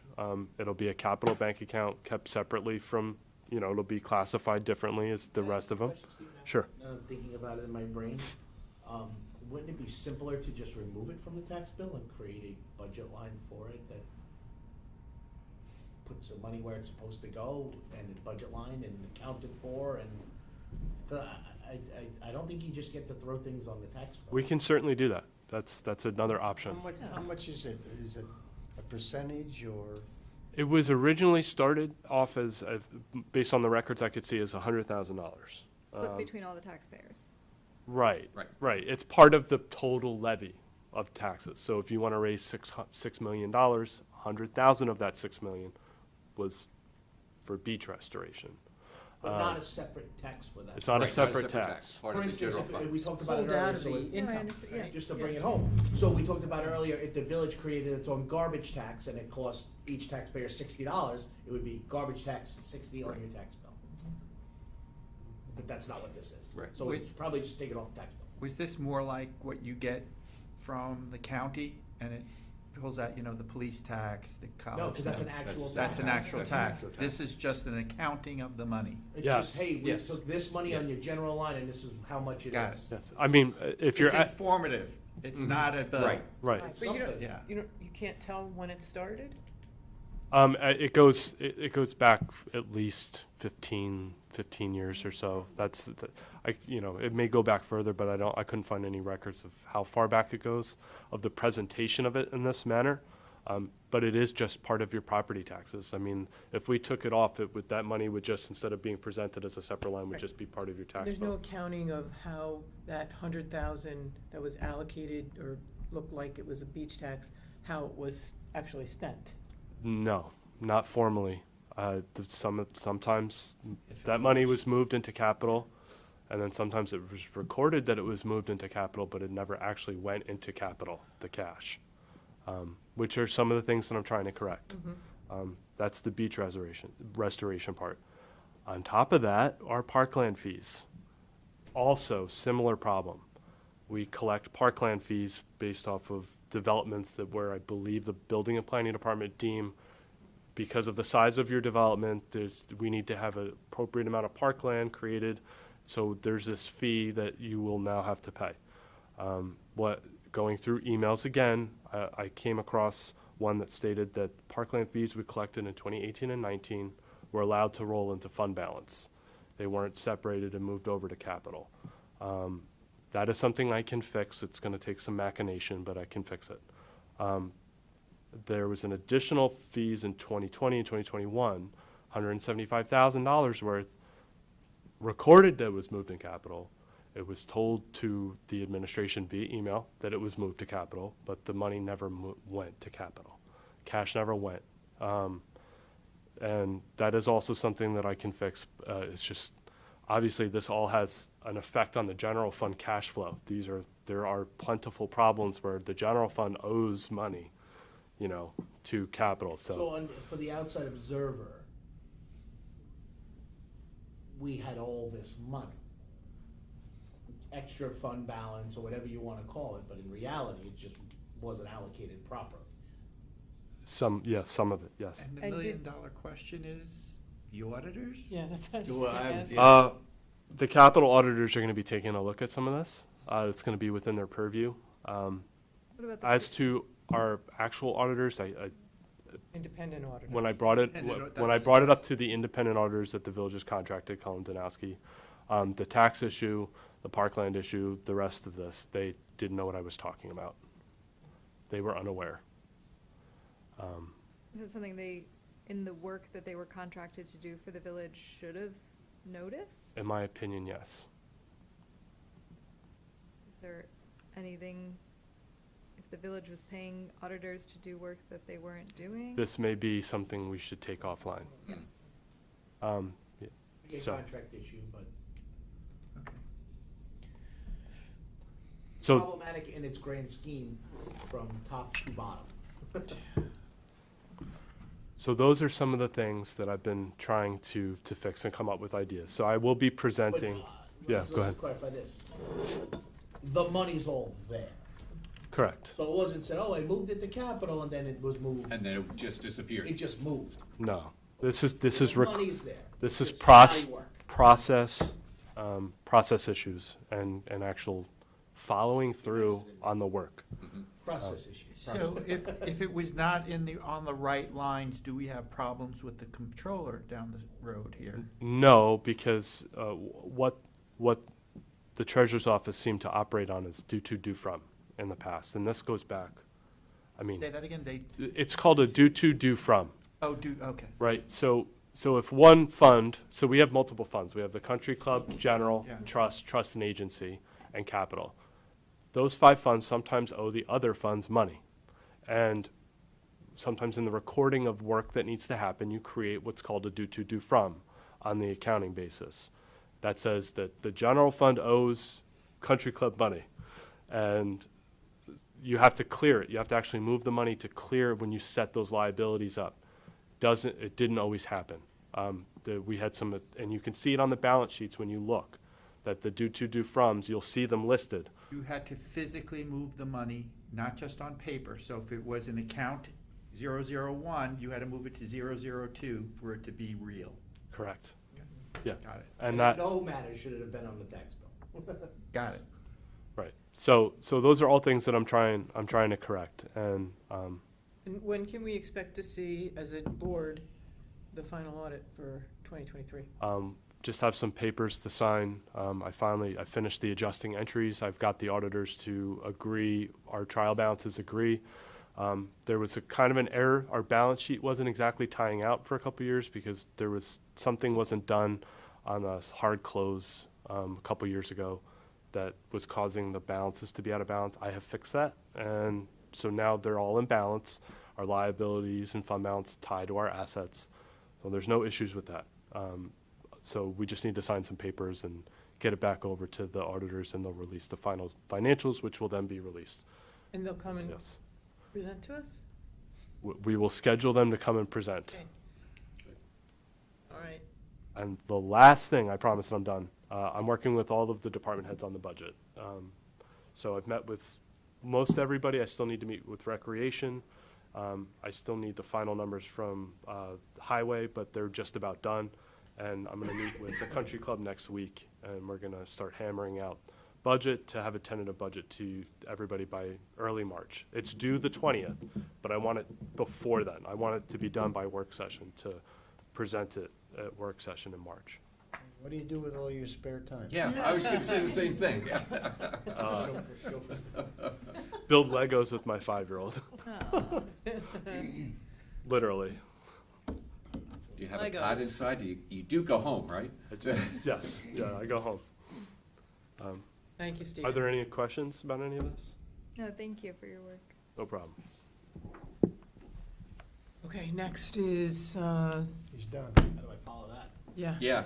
I'll just report that I'm continuing to work with Andy and the investigative team and the building inspectors, bringing how we enforce the code, and, you know, like it was brought up in the earlier reports, that we're trying, you know, initially to, one, we have to level the playing field, because there's no doubt in my assessment of enforcement that some people were just left alone and others were clearly not left alone.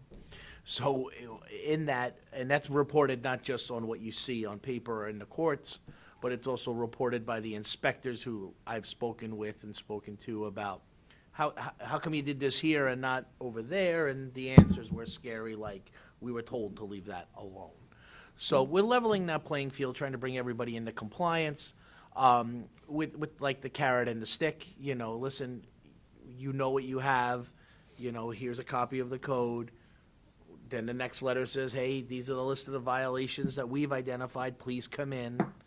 You know, inviting people in to, you know, that way, while we continue to sift through some of the older cases, as we've previously discussed, meeting with not only residents who have, I would only say the system has failed them, helping them achieve a level of compliance and get them out of our crosshairs, as well as businesses who are looking to comply and want to comply, and all at the same time getting everyone on the same page, how to properly and sufficiently and legally charge somebody with an allegation of either the uniform code or the code of the village of Port Jeff. So that's what we're working on that level. And that's really all I have.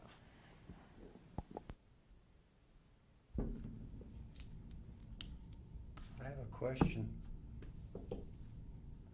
Are those cupcakes gone stale yet? We're busting them out of executive session. There you go, yeah. At this point, I'm just gonna eat them all myself.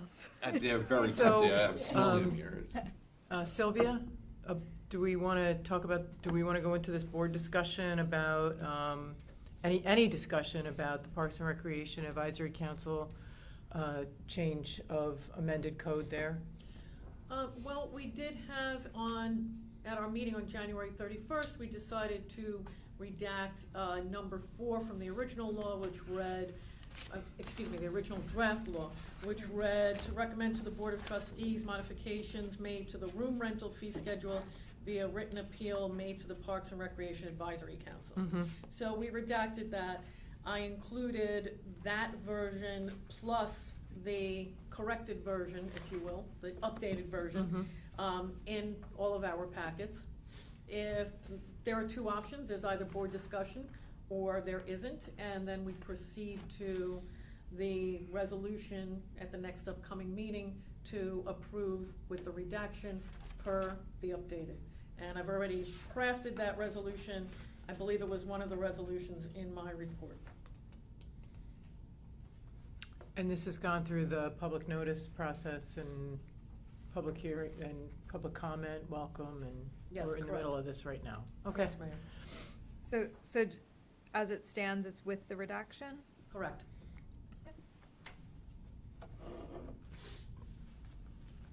Okay. Discussion over. over.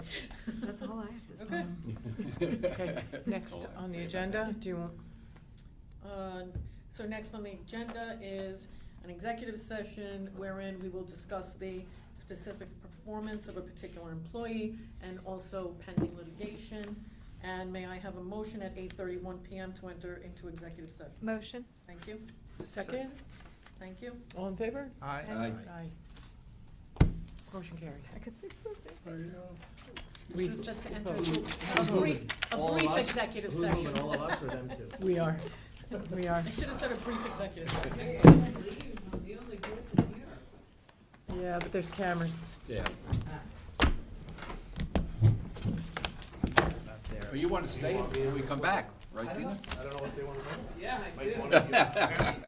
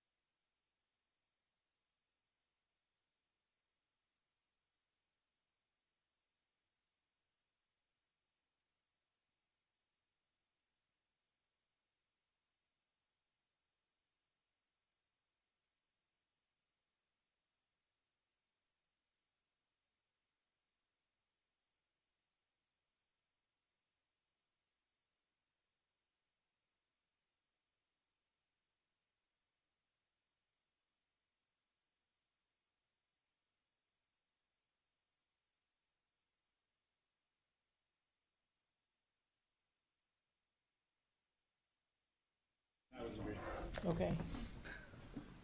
Thank you. As we've returned from executive session, may I have a motion, please, to close the February 14th, 2024 work session meeting at 9:15 PM? Do we have to motion to close executive session? We have to come out of the executive session. Okay. We do I that. motion to do We do and that. we don't sometimes. Well, you It goes should, either way. you should do it downstairs, and then we're out, and now we're back. Okay. So, I motion for whatever is appropriate legally. come out of executive session. Okay, out of executive session at 9:15. Second the motion. All in favor? Aye. Okay. Thank you. Motion to adjourn. Excuse me. And now a motion to adjourn the February 14th work session Motion. meeting. Second. All Thank in you. favor? Aye. Aye. Happy Valentine's Day, everyone. Thank you for your. Thank Happy you. Happy Valentine's Ash Day. Wednesday. Happy, oh, happy day. Did you make traffic going back tonight, guys? I know. Ash Wednesday. Valentine's Day? Cupcakes?